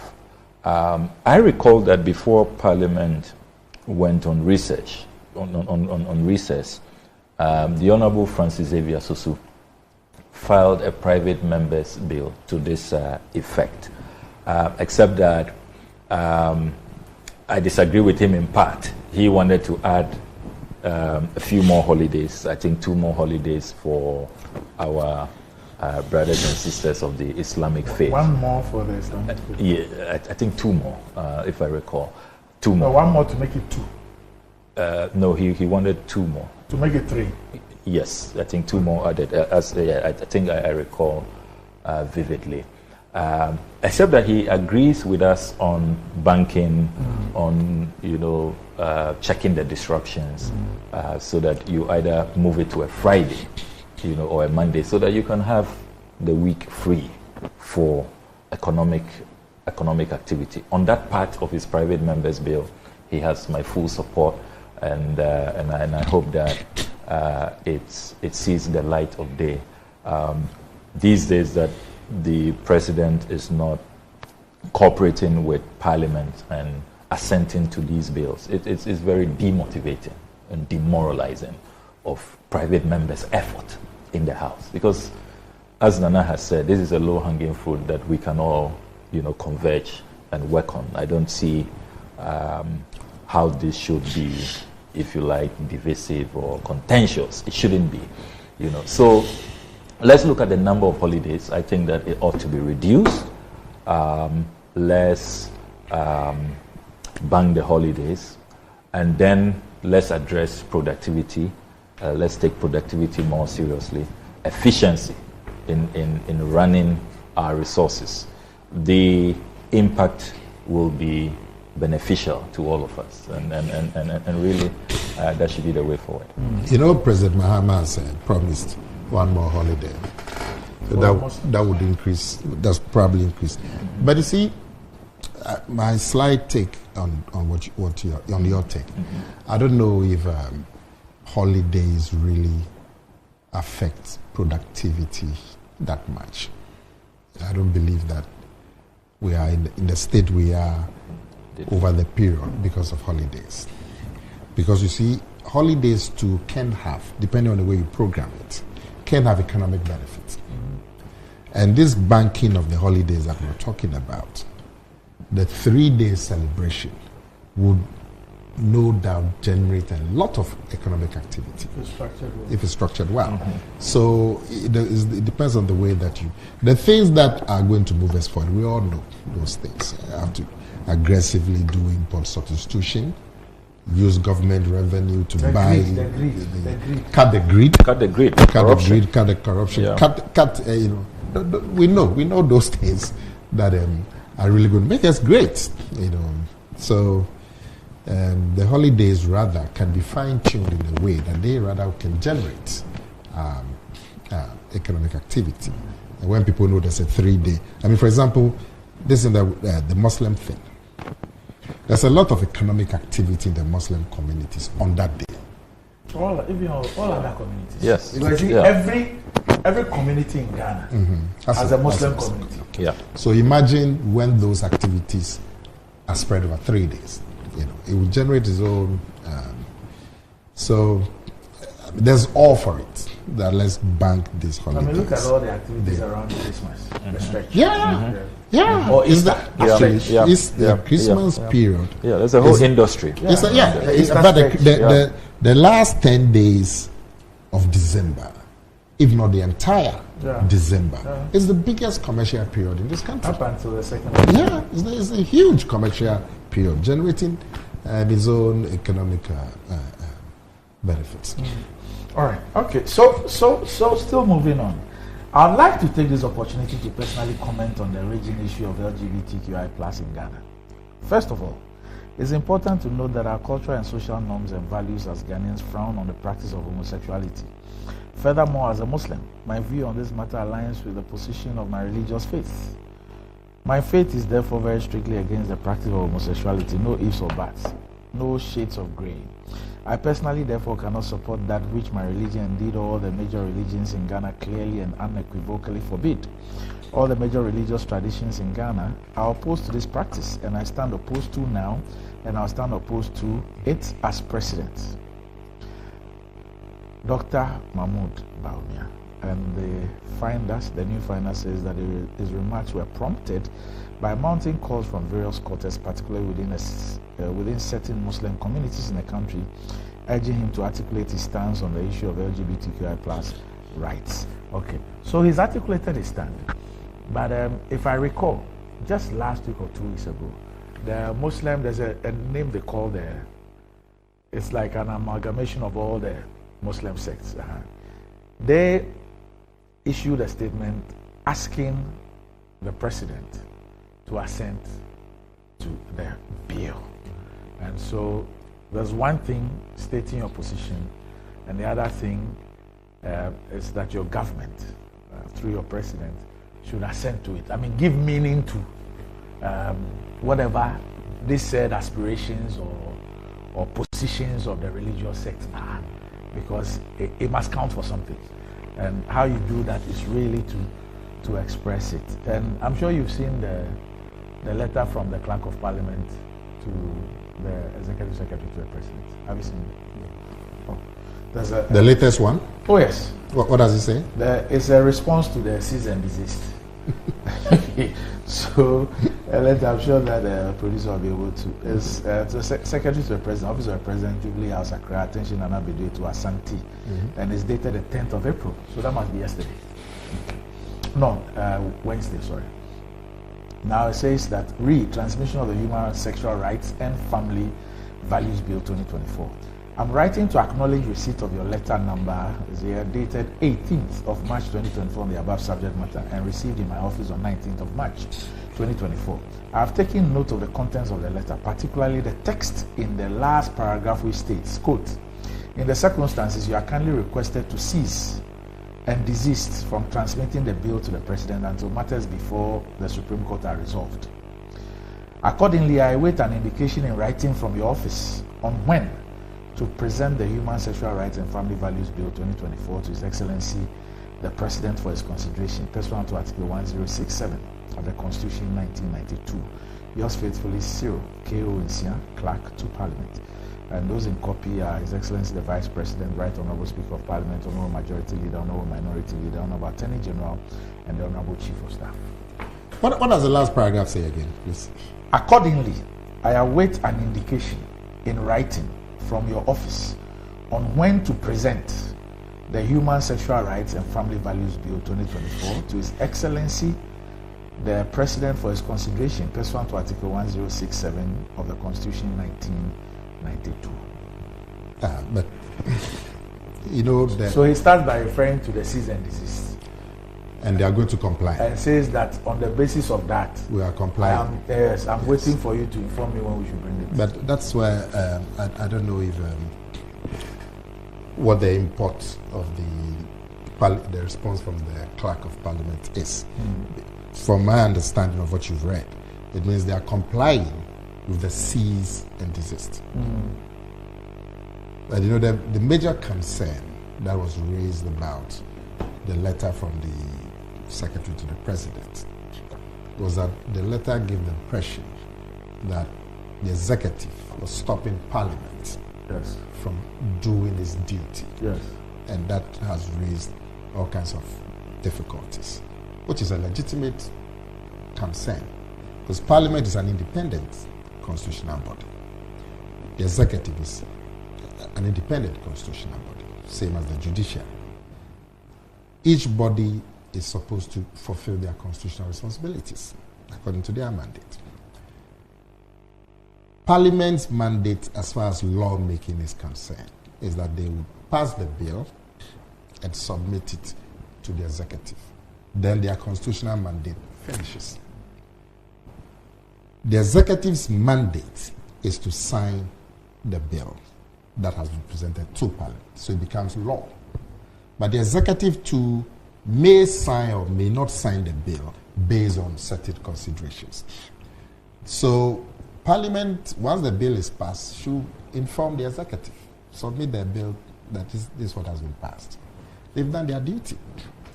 The executive will be within its rights to say, thank you, submitted a bill. We are not going to sign now because of A, B, C, D, which the executive also has some legal room to do. Yes.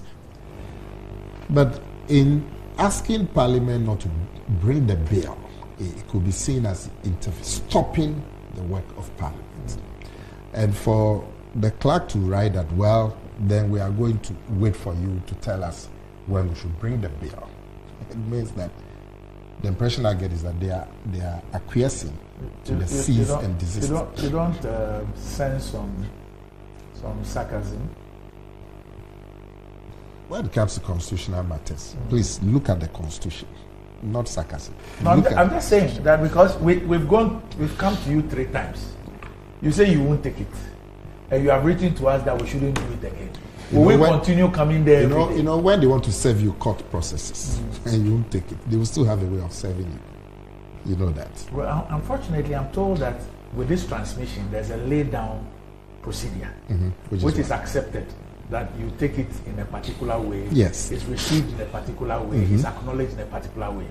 Now the executive is bent on not letting that process happen, and it has communicated that on 3 occasions you have tried to. Yes, and Parliament itself confirmed that that thing happened on 3 occasions. I'm saying that there's concern that the executive is ascribing Parliament's fulfillment of his office.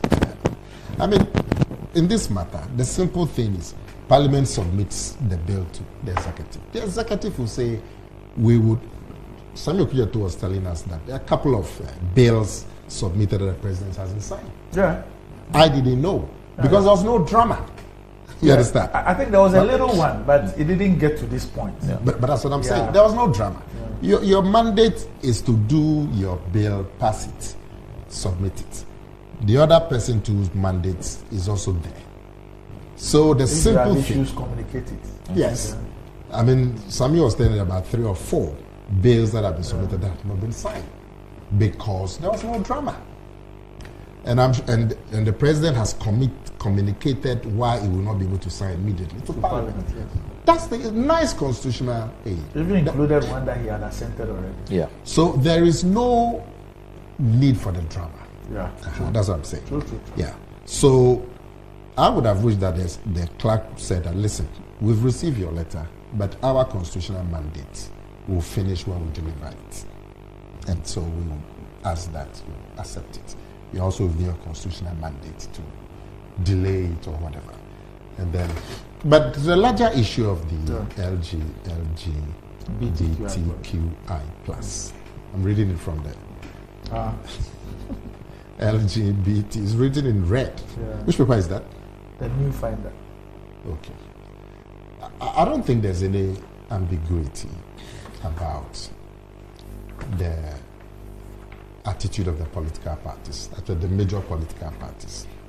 The president himself had said that it would not be under his watch that LGBTQ will be legitimized in this country. The president has stated it very clearly. In the vote in Parliament, the NPP as a party voted for the passage of this bill, isn't it? Yeah. So there's no ambiguity about the attitude of the major political parties. The president, the vice president, the NDC, everybody has come out very clear to state their position as far as legitimizing LGBTQ activities in Ghana, as against what is happening in many of the Western countries. The issue with this particular bill is that there have been issues about human rights that have been raised by many in civil society, that the bill in the current form as passed by Parliament would have human rights implications. And so they want the Supreme Court. So then I just I was trying to do some checks. I've been trying to do some checks on this letter when I saw it from yesterday, and I've not received a response after this morning when I read it. I've not also seen any response from Parliament. But now, one of my sources that I tried to authenticate the letter from. Which letter? The one from the clerk? Yes, it's telling me that it appears that the clerk has not written any such letter, and that it could be a fake document.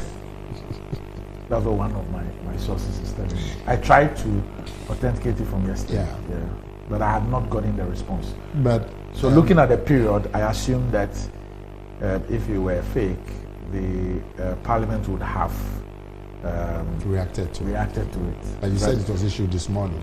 It wasn't issued this morning. Yesterday. It was issued on Wednesday. Wednesday? Yes. So 2 days. Wednesday the 10th. Maybe it hasn't been brought to the clerk's attention. Yeah. So I'm now being told that by one of the sources I tried to authenticate it from. But just a quick comment on that. This business about fake news and the use of artificial intelligence to generate fake news. It is something that we have to tackle as a nation. Fortunately for us, it's not a local situation, it's an international problem. But it's getting to the stage where, if you're not careful, we can get into some major difficulties as a result of fake publications on social media because of the nature of the medium of social media and how the access is open and people can, especially now with artificial intelligence, what they call AI. We need to really, I know the police, they have a way of tracking sources of AIs, and that unit has to be really strengthened. And we need to strengthen the Ghana police, their the division that handles, or the department that handles cybercrime and so on, and because it can easily become an issue. I mean, so anyway, that's by the way. So I'm saying that on the LGBTQ, the political parties, the leaders of the political parties have all stated their position. Indeed, the vote in Parliament itself was on bipartisan basis. So, but on the bill itself, there have been issues raised about some infringement on human rights, and the matters are in court. So, and I think that's a major constraint that the president, that is not allowing the president to sign it, that these human rights issues. The president referred to the injunction. Yeah. Yes, he referred to the injunction. Yeah. That there was an injunction, that the principle is that we all still have our hands until a determination. And I'm sure that's why the speaker's lawyers have also applied to the court to also abridge the time and expedite the hearing on this. Yes. Same as they did for the attorney. No, it's absolutely in order. It's absolutely in order that the Supreme Court rules on this matter quickly, because it's a big national issue. Because at the end of the day, even if the president assents, and then the Supreme Court upholds the view by anybody that Section A, Section B, Section C of the law are unconstitutional or against human rights or whatever, the Supreme Court will order that those parts are struck off. Yeah. So, but for the abundance of caution, you can say that, well, this particular issue is in court. So I just want to, it's not an emergency situation. Yeah, it's a big national issue, but it's not an emergency situation. So, and if the president says on the abundance of caution, I'd like to wait for the courts to decide on it. Then the courts must expedite action, and I don't know. But otherwise, on the treatment of LGBTQA, all the major political parties, all the major leaders, all agreed that they will not tolerate it. Sorry? Yeah. I've also been doing my checks on the letter, and it appears to be authentic Really? from what multiple leaders are telling me from Parliament, that the clerk copied them So the Honorable Minority Leader, who is in copy, Yes. CC, confirms to me that he received it, that it is authentic, so far as he's concerned. Okay. The Chief Whip is also communicating with me now, Honorable Kwame Abuja, that he also received a copy, and that, so far as they are concerned, it's authentic. Okay. So I don't know your source, but that's some confusion there. My worry is still holds. Yeah, no, it's a legitimate concern about this whole, and because of that, these days when you even see statements, you're not sure. Yes. And once again, you see, we're talking about sarcasm and so on, but the larger issue is that could be a precedent. Mm-hmm. Yes. Yeah. So yes. you have to be careful. Yes. Yeah. And I have to be honest with you, Doc. When I saw this letter last night, I was really disappointed. I don't know what the strategy is, and I've been asking. Did you call the clerk? No, I haven't been able to reach him. I tried. I haven't been able to reach him. I even sent a message to the deputy clerk, Mr. Jetro, on what this is about. Because as a member of parliament, I feel really offended by this, particularly the third paragraph. I mean, are you subjecting our constitutional mandate to the whim and caprice of the president or the secretary to the president? What happened to our constitutional independence? You know, these are constitutional matters. I mean, to say that accordingly, I await an indication in writing from your office on when to present the Human Sexual Rights and Family Values Bill 2024 to His Excellency the President for his consideration, pursuant to Article 1067 of the Constitution 1992. So now, Nana Asante Bediatu is going to be dictating to Parliament when we should communicate with the executive, when we should move forward with our constitutional mandate. I mean, what's the meaning of this? So the clerk, when the House resumes, the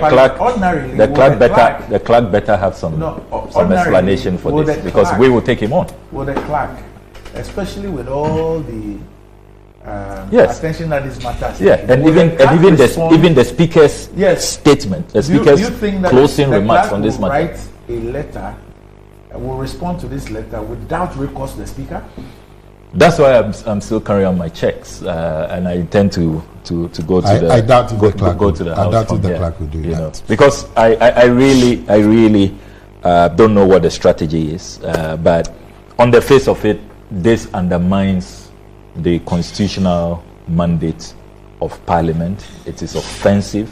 It makes Parliament subservient to the executive, you know, and it's as though, you know, it is now Nana Asante Bediatu who will run Parliament and who will tell us how to go about our constitutional duties. You know, it's such an affront, and the clerk better have some explanations for us when we raise this matter in Parliament. Now, on Dr. Baumia's belated position on this matter, it has taken years. There has been a lot of hue and cry out there, an avalanche of appeals. You heard Islamic clerics say that, look, they want to know the position of the vice president on this matter, because virtually everybody who matters in the political sphere has been unequivocal about this matter. Former President Mahama has been so consistent and has repeated his position on this matter. He almost began to sound like a broken record on this matter. He's been very, very consistent right from when he served as president all the way throughout his days in opposition. Everybody has been shocked at the silence of the vice president. And finally, after the incessant demands that he speaks out, he has reluctantly spoken.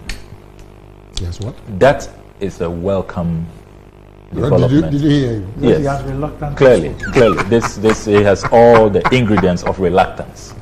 All the ingredients of reluctance. So what are the ingredients? When you have to wait. I mean, where is conviction? Where is courage? you know, you have to be timeous about these matters. I mean, this debate has been raging for years, even when the private. So you mean he's late?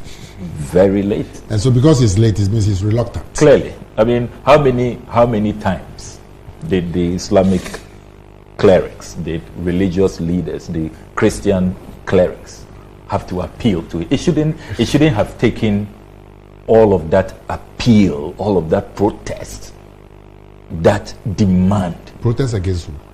That he speaks before he speaks now. So that's why, you know, many people, if you follow the reaction, many people are taking it with a pinch of salt. But I am trying to be nice and kind to the Vice President this morning and saying that even though it's a reluctant statement, it is belated, I will proceed on the path of being better late than never.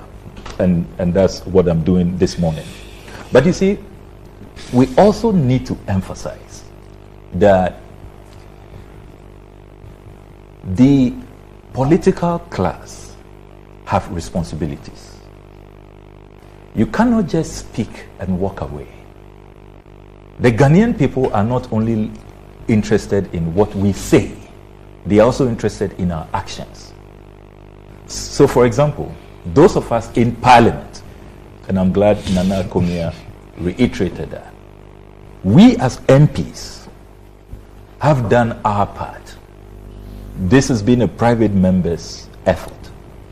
And I always remind Ghanaians that, look, perhaps sleeping dogs will have been allowed to lie if it wasn't that former Australian High Commissioner who was so provocative, who went about commissioning advocacy offices and all of that, and was in our faces, you know, and that warranted a pushback. And we said, look, enough is enough. And don't forget that within the educational space as well, you had all kinds of offensive educational materials very subtly finding their way into our schools in the name of comprehensive sexuality education. So it is these threats that necessitated the private members, led by the very diligent and formidable Sam George, who's done a yeoman's job on this matter, together with his colleagues, the Honorable Bejua, the Honorable Delasoa, the Honorable Roxin, Reverend Johnny Tim Fojo, who became the sole MPP MP on that campaign after all his colleagues abandoned ship. It's not clear why they left him alone on that campaign. But one second. You mess up your own issue. So there are how many NDC MPs? Once we said No, supporting this, promoting maybe 8. So yeah, about 8. I think we're about 7. 7. Yeah. And there are how many NPP? 2. One. So the NDC, there are over 100 who have not come out as promoters, including yourself. For private members, yeah, you don't need yourself. You all don't have to sign. So why would you say that the NPP, they've abandoned? No, we are talking about those who started. They've abandoned to the promoters from the beginning. Yeah. They indicated that there were other MPP MPs who were with them. Yeah. Then when it came to putting names and appending signatures on the bill, a lot of them was only Reverend Tim Fojo who stayed. Who stayed. And so there are 8 NDC MPs. So can I proceed? I think Doc has clarified this matter. Can I proceed? 137. Only 8 put up their names. Those who didn't put that on, you are included. You are an experienced legislator. So you know how private members bill works. Somebody has been It's not for everybody it is to not sign. all the 137. Please, can I proceed? They only say abandon because they say when they started the process. But do you know the NDC MPs? Can I proceed? Who also support but didn't put their name? Well, they didn't mention any. Doc,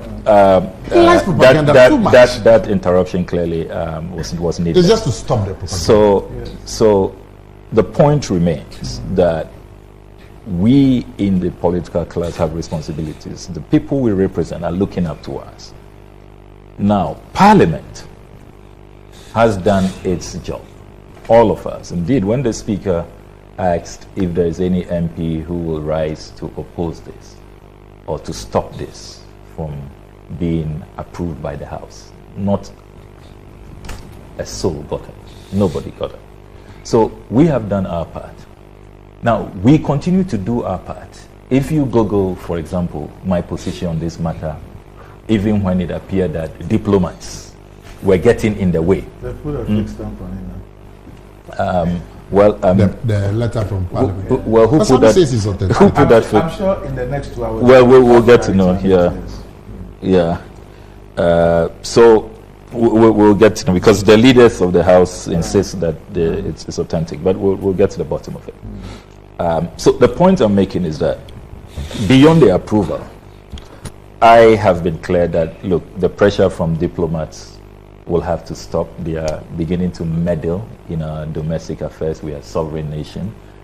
They should back off. As ranking member of the Foreign Affairs Committee, it's not only been about words, but when we've had the opportunity, and those who have sat in meetings with us, with diplomats, would know that our position has been very, very clear, unambiguous.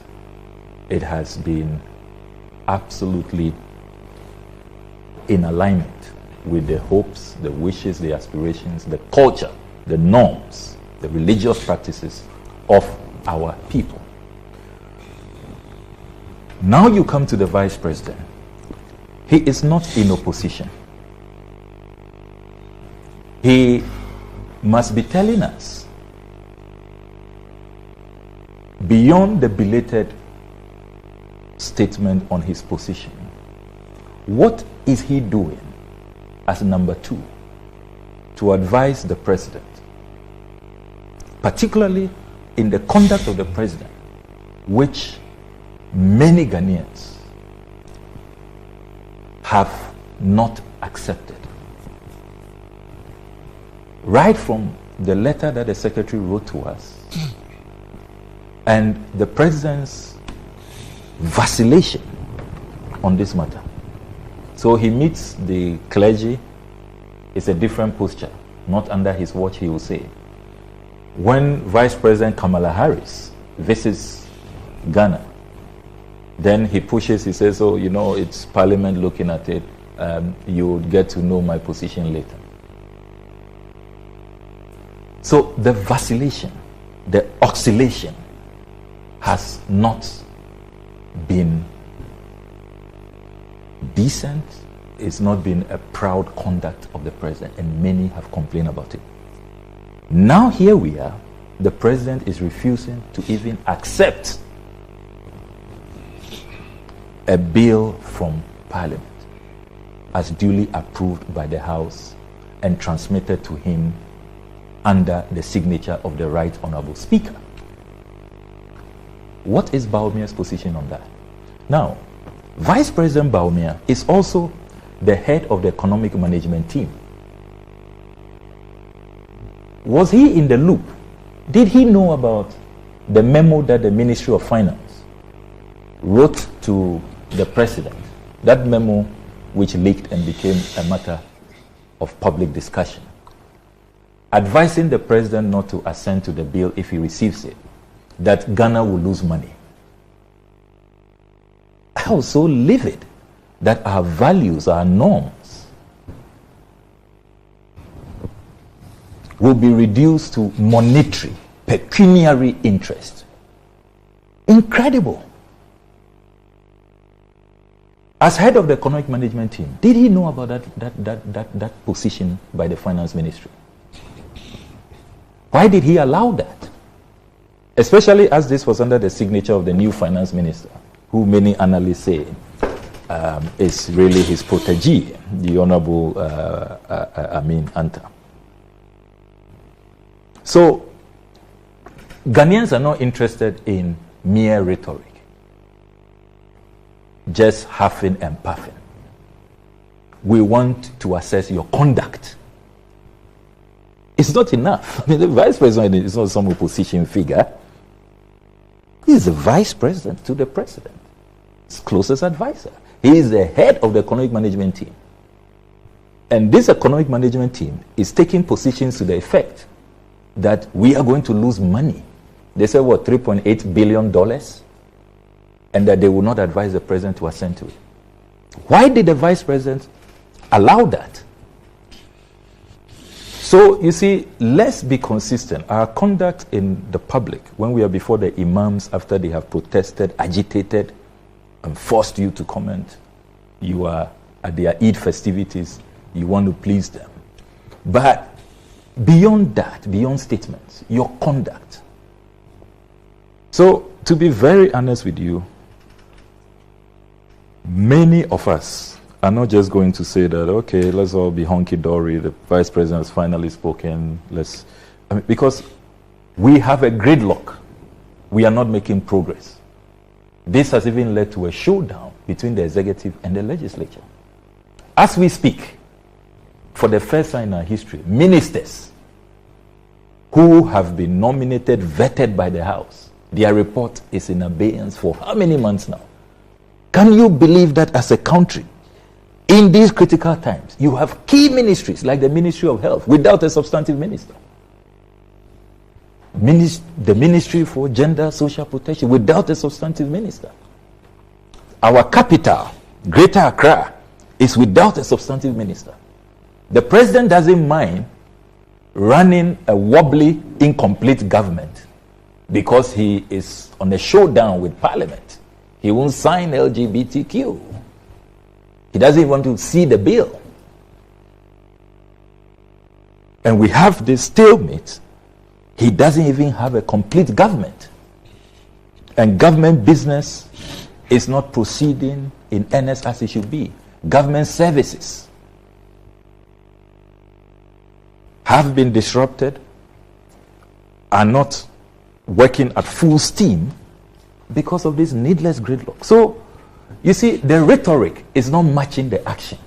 What they say when they meet the clergymen, the Islamic clerics, and their conduct in their offices, the memos they are writing from the economic management team, it doesn't match. It's not aligned. And like many, many Ghanaians, I'm deeply worried about this. How long will this continue?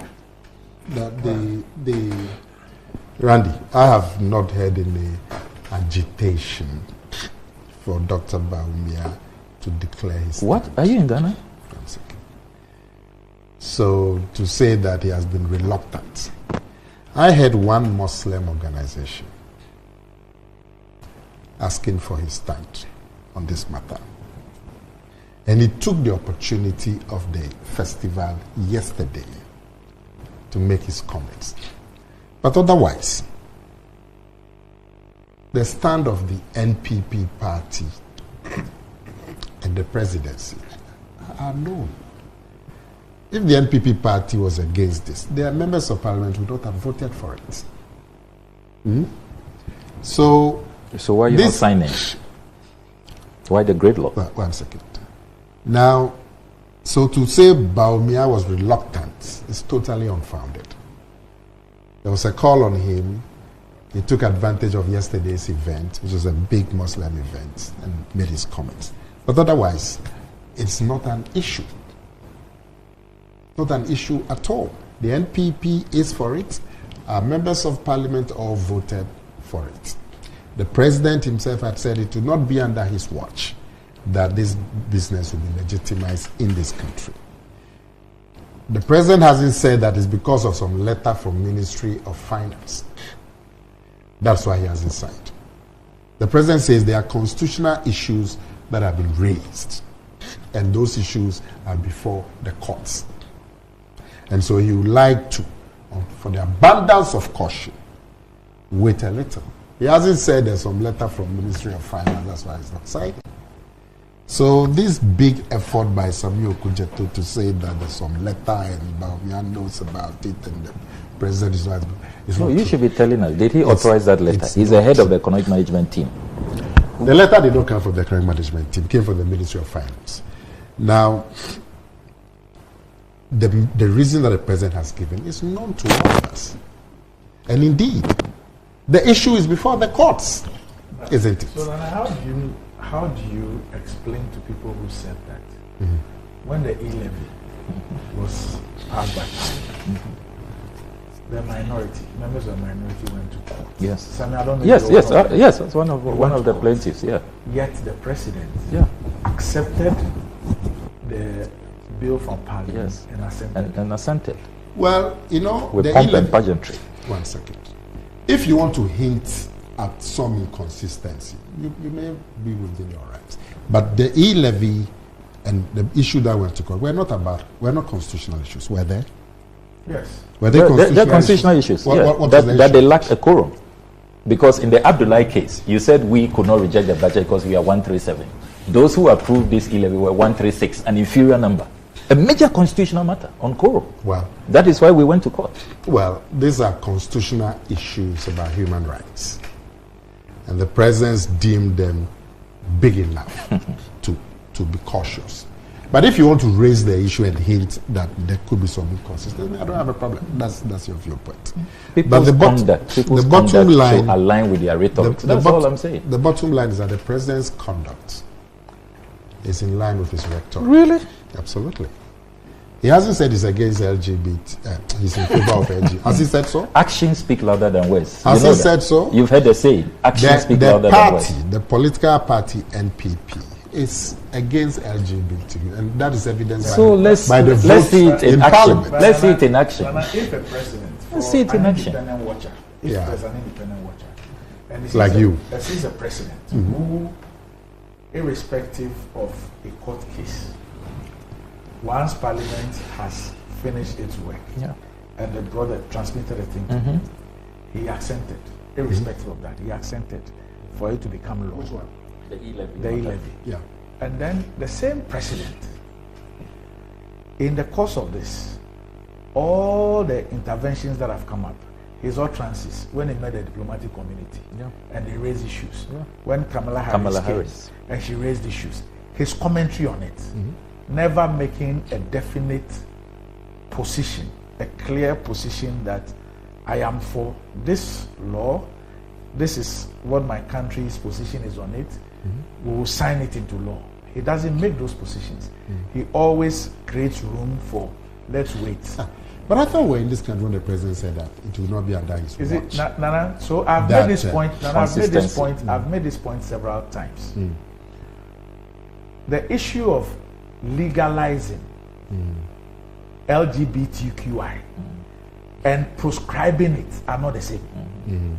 So where lies the president? What is the take of the president? I'm saying that it is not under my watch. I will not make it legal. It's not the same as I will prohibit it in law. They are two different things. Why do you say so? Because you see, I will not make it legal does not mean that I will go ahead and sign a law which prohibits it. But the president has said very clear that there are issues in courts. No, so I was until you asked me the question, I was just building a point. That's why I brought in the E-levy one. And then I said that if you look at the instances I gave, and then just when Parliament did this work, the Ministry of Finance's letter statement, which was obviously deliberately leaked, and we all know that it's a strategy that is used. Strategy to do what? It's obviously to build a certain narrative about, well, if you have not thought about it and you just have been thinking about this, that, these are the repercussions. Yes, this is what you're about to do. And then to go ahead and say that on the basis of this, so it's like a position paper. Mr. President, we know this is coming to you, but on the basis of these repercussions, we think that you shouldn't do it. And then the next thing is that you see this cease and desist letter, and the president seeks to rely on something that he didn't rely on earlier. Which is what? The E-levy. Which is the issue that somebody has gone to court, and therefore don't even serve me with it. And then two, the president seeks to do something that in his earlier position, when he decided not to assent to a bill, the route he chose, the route that he used, which is what the Constitution prescribes. On this particular occasion, he decided not to use that route, but to use a route that is unknown Yeah. So what is unknown to the constitution, unknown to convention. So what is the import? I am saying that when you put all that together, the issue of the president having said that it will not happen under my watch, does not suffice. Okay. So you say that when you put all of these things together, you doubt the president's commitment. Yes. Okay.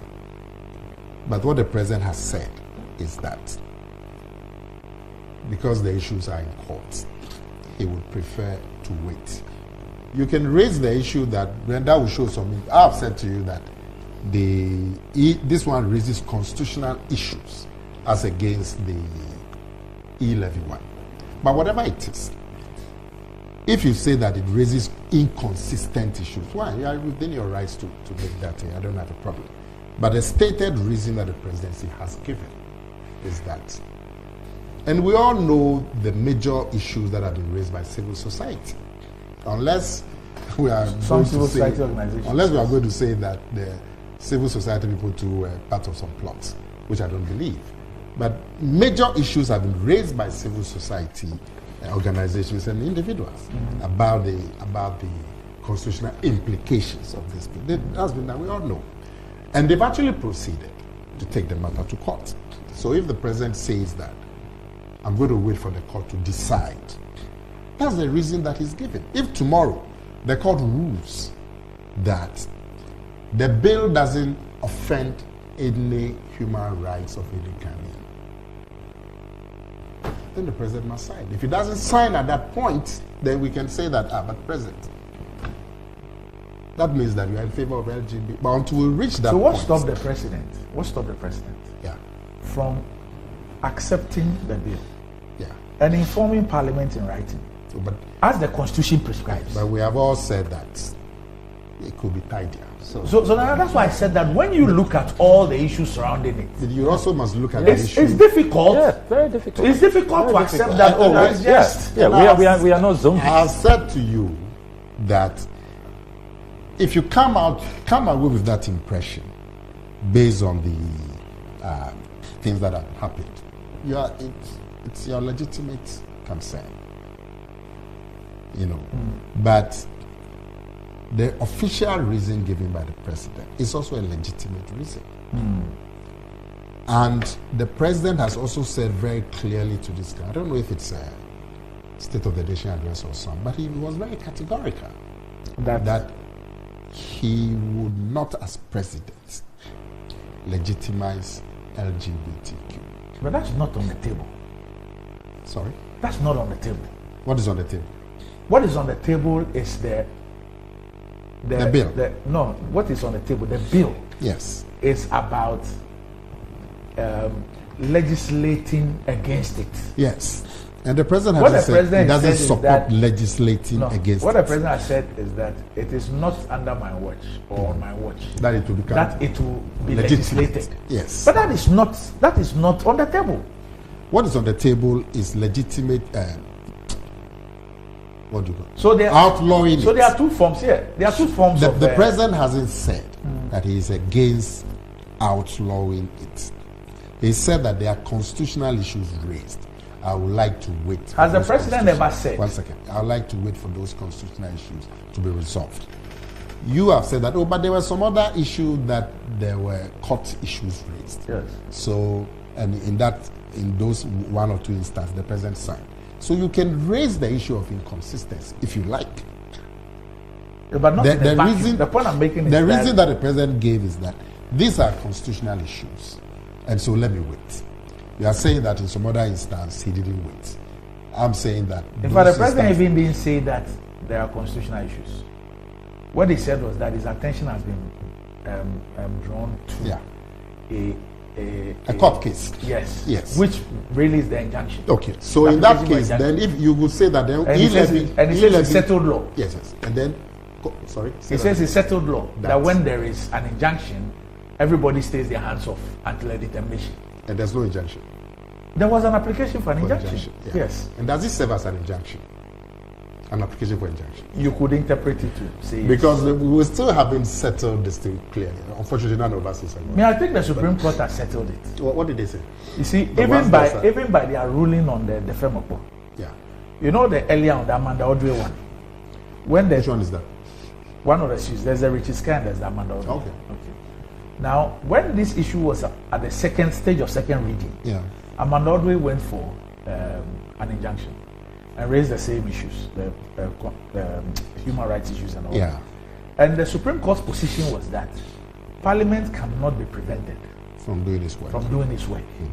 And so they did not grant that thing. And Parliament went ahead. Then, this same the Famakbo is also asking for Parliament to be stopped from carrying out its functions. The Supreme Court says that no. Now, what the Supreme Court says no to what? It says that no, we cannot grant you the injunction. Okay. Yes. Now, what these people are also asking for, I mean, is the civil society people. No, the civil society groups have not gone to court. The two issues in court are the Richie Sky and the Dr. Amanda Audrey. Those are the two issues. So now the thing is that the president says that don't come and serve me with the thing because the matters are in court. Per the Supreme Court's position on the matter, it says that you can't stop Parliament from doing this. Well, we've agreed that is now. If the transmission of the bill to the president is part of Parliament's legislative function, then it stands to reason that the position of the Supreme Court is that in the course of doing its legislative function, you can't stop it. But we've talked about that. Yes. So why does the president then rely on that? And to say that it is a settled law? You don't agree with the president relying on that. Obviously. But that, to stretch it to mean that then the president is in favor of LGBT. I have not said so. But I have not said so. That's the matter on the table. No, I have not said so. But nobody. But the matter on the table is whether the president supports, from Sami's long lecture, whether the president supports. It says that actions are not consistent. And so on. Yes, they're not consistent. They are not matching the rhetoric. Yes. But I'm saying that doesn't mean that the president is in favor of LGBTQ activities. That's the bottom line. Because he's actually made statements. Give the Ghanaian people confidence by your conduct. We politicians always have a confidence deficit. You know that. Or you don't know. We always have confidence. The public. How convenient. So that one is not an issue. The issue is that the president has come out very clearly. To tell the nation that he will not be the person to legitimize LGBTQ. Now there's a law. There's a bill that is seeking to proscribe the activities. The president has said there are human rights issues raised in courts. Let's wait for it to be settled. My interest is that let's urge the courts to rule quickly on this matter. Rule quickly on what? The injunction? On the whole issue of the human Are you saying that the president must wait for the substantive matter to be decided before? But the substantive matter can be dealt with in a couple of days. No, but there are human rights issues. You spoke about precedence. Yeah. Do you know what this means for governance in this country? That any time the president must take a decision, somebody can go to court and say that, or anytime Parliament takes a decision. So let's wait for the injunction application. Yes, that's fair. Yeah. But I'm saying that the issues that have been raised, they are not really complex. It's a matter of looking at the bill clause by clause by clause and deciding whether some clause there. The point is that first of all, the thing must become law. Sorry? First of all, it must become law. Before? Yes. Yeah, then the Supreme Court should say so. Yes, it must become law before you strike out anything. Listen, I don't have a problem with that. Otherwise, the legislative process prescribes for how clauses in bills are dealt with. Exactly. Yes. I'm saying, and you see, this has been the most publicly discussed and imputed piece of legislation in the history of this parliament by the president's chief legal advisor. Made input. Yes. This matter went on over 300 organizations and individuals. But does that remove the fact that there's an injunction? If you have any concerns, your attorney general was there at the table. That's what I'm saying. But does that remove the fact that there's an injunction process? It doesn't. So this is bringing the attorney general. These are clear shenanigans. Clear forward shenanigans. purpose Clear to support shenanigans. LGBT. Clear shenanigans. To support. Because you people, your finance minister says you lose $3.8 billion. That's how you've reduced us to reduce our sovereignty, reduce our values. So now he's ascribing to pecuniary Not the interest. president has. Why? I wrote that letter. And the head of the economic management team, where was he? He is now after a lot of agitation and hue and cry. He now is going after the fact, going to anyway. Deceive the Islamic club. I hope you are. I'm going to leave you in 2 seconds let's so stop you this can thing. do No, it. we are done. Oh, we are done. Give him a few minutes. We are done. I could leave. We are done. No consistency. Gentlemen, thanks. No respect for the people. Have a great weekend. Now he says that there's no it's respect. the birthday of There's no respect for the people. Mrs. Esther Kumo. It's your can play birthday. games Happy birthday to you, Mrs. Esther Kumo, from your husband, the Honorable Patrick Kumo. Happy birthday to you, Esther. Okay. I'm told that today is the birthday of Araba Kumsin of Multimedia. So Araba, it's your birthday. Araba, congratulations. Happy birthday. I hear now she says she's into big time fan. Yes. I've been seeing her post. Yeah. Very professional. Very professional journalist. It's a good, celebrated. Yeah. It's a good happy birthday. It's a good message that she's sending out to everybody. Yeah. True. I mean, it's I don't want to use a certain word, but it's to be you mean it's farming can be sexy. That's what you want to say. Anyway, so up next, GMG Trends.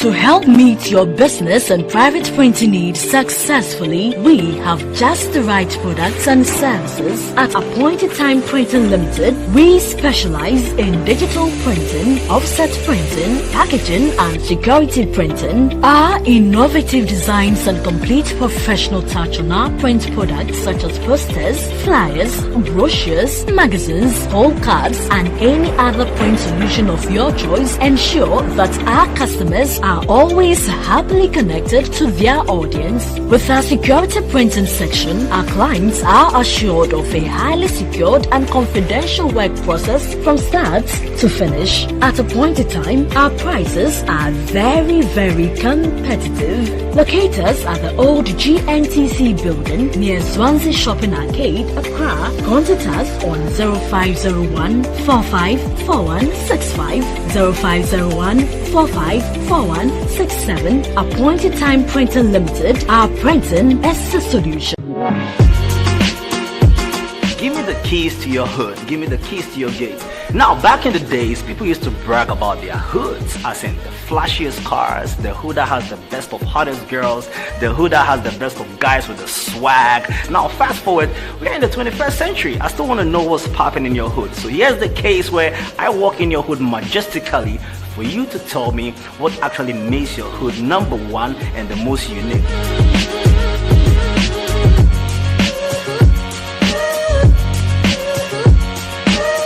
Welcome to Hood. My name is Miguel. You can call me the Abontain Prefect.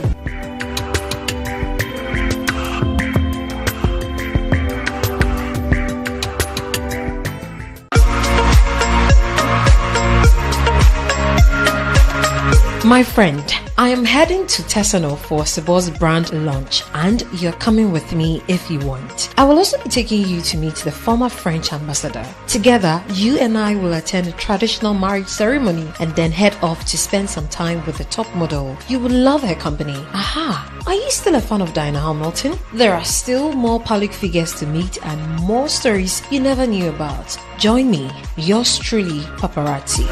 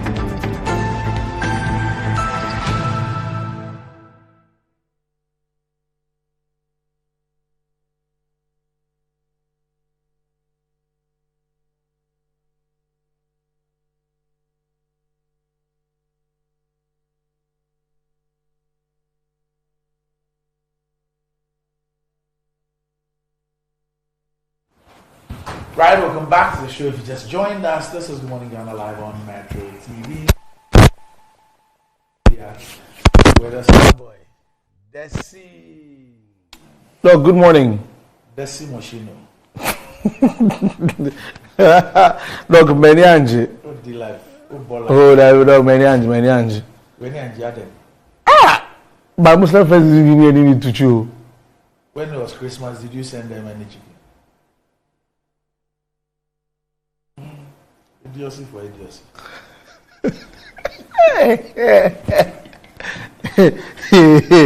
It's okay. I can't do it again. I mean, they were sharing food throughout the week. Oh, Tornado never came here. He was riding horses yesterday. Okay. So maybe today is when he'll get his wife to do sort of as. Okay. Hey, he still has one wife, right? Or he has added another? For now. So for now he has one. You never know what. Today is when he will bring the food. Okay. We'll appreciate that, Tornado. What about the other one? Who also does the floor something? Moomin. Oh, yeah, who know?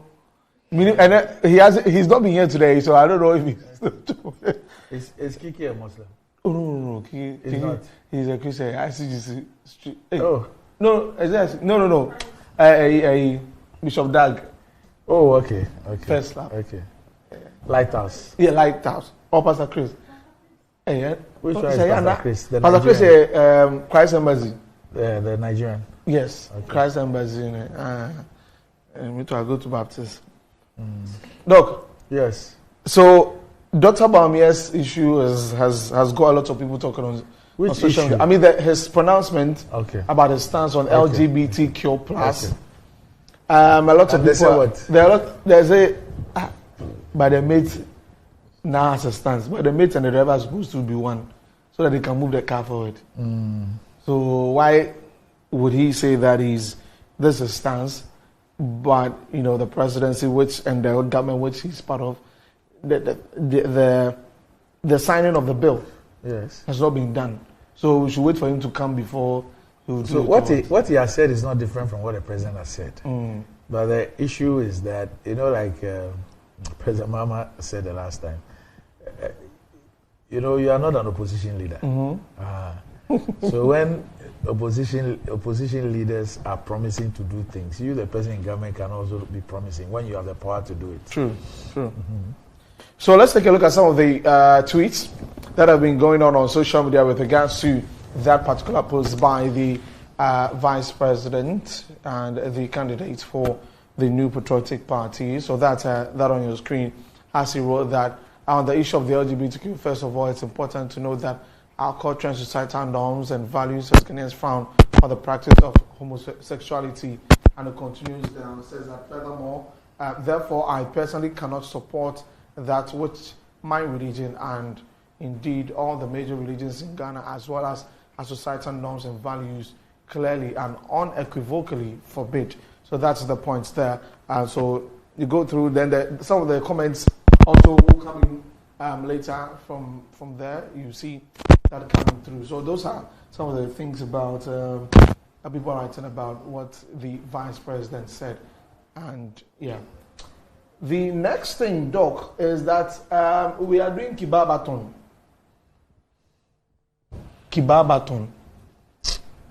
Oh, no, there's this young man, he wants to break the record for the longest barbecue marathon.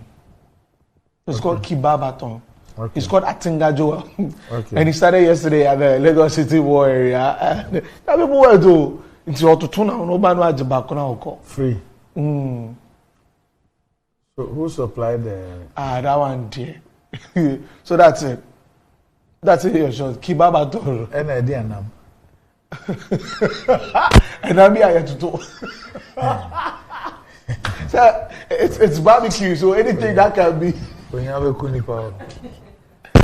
So we wanted to see if he could break the record, or he could actually do that. He's going for 90 hours. He started yesterday, and so Charlie, what you trying to understand? What you trying to area? Or my area? Now some could do. I just say, record. So on that note of chewing meat, na salad na my salad na. What meat is difficult to chew, Doc? I don't remember. Sometimes it's also the preparation. The preparation. And this Monday, Charlie, look, I don't know what he was trying to get from it. Let's watch the video. When we come back, we'll talk about one other thing, and then we wrap it up.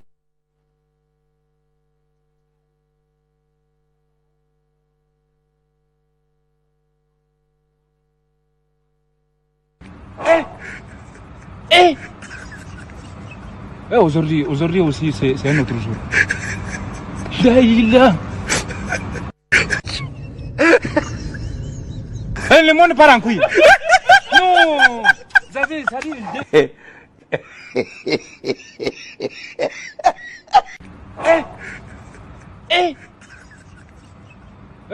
Aujourd'hui aussi, c'est un autre jour.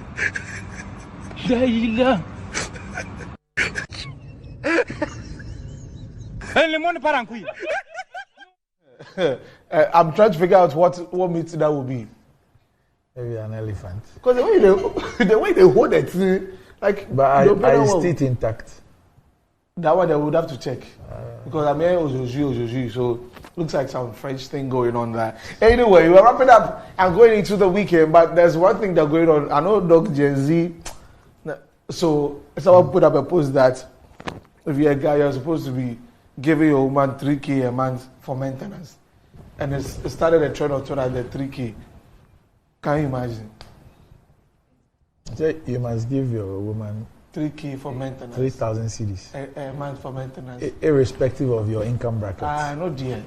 You there. So also be anything. Obey nail. So we cost spa. 3,000 cedis.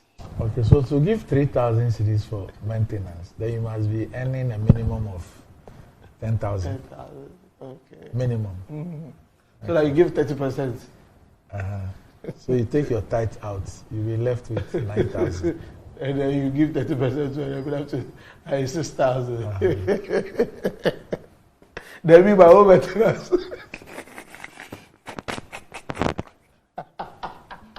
It's funny we said. But this why it's only people like you who can. It's only people who can relate your woman trick here. Jennifer, how much do you want for maintenance?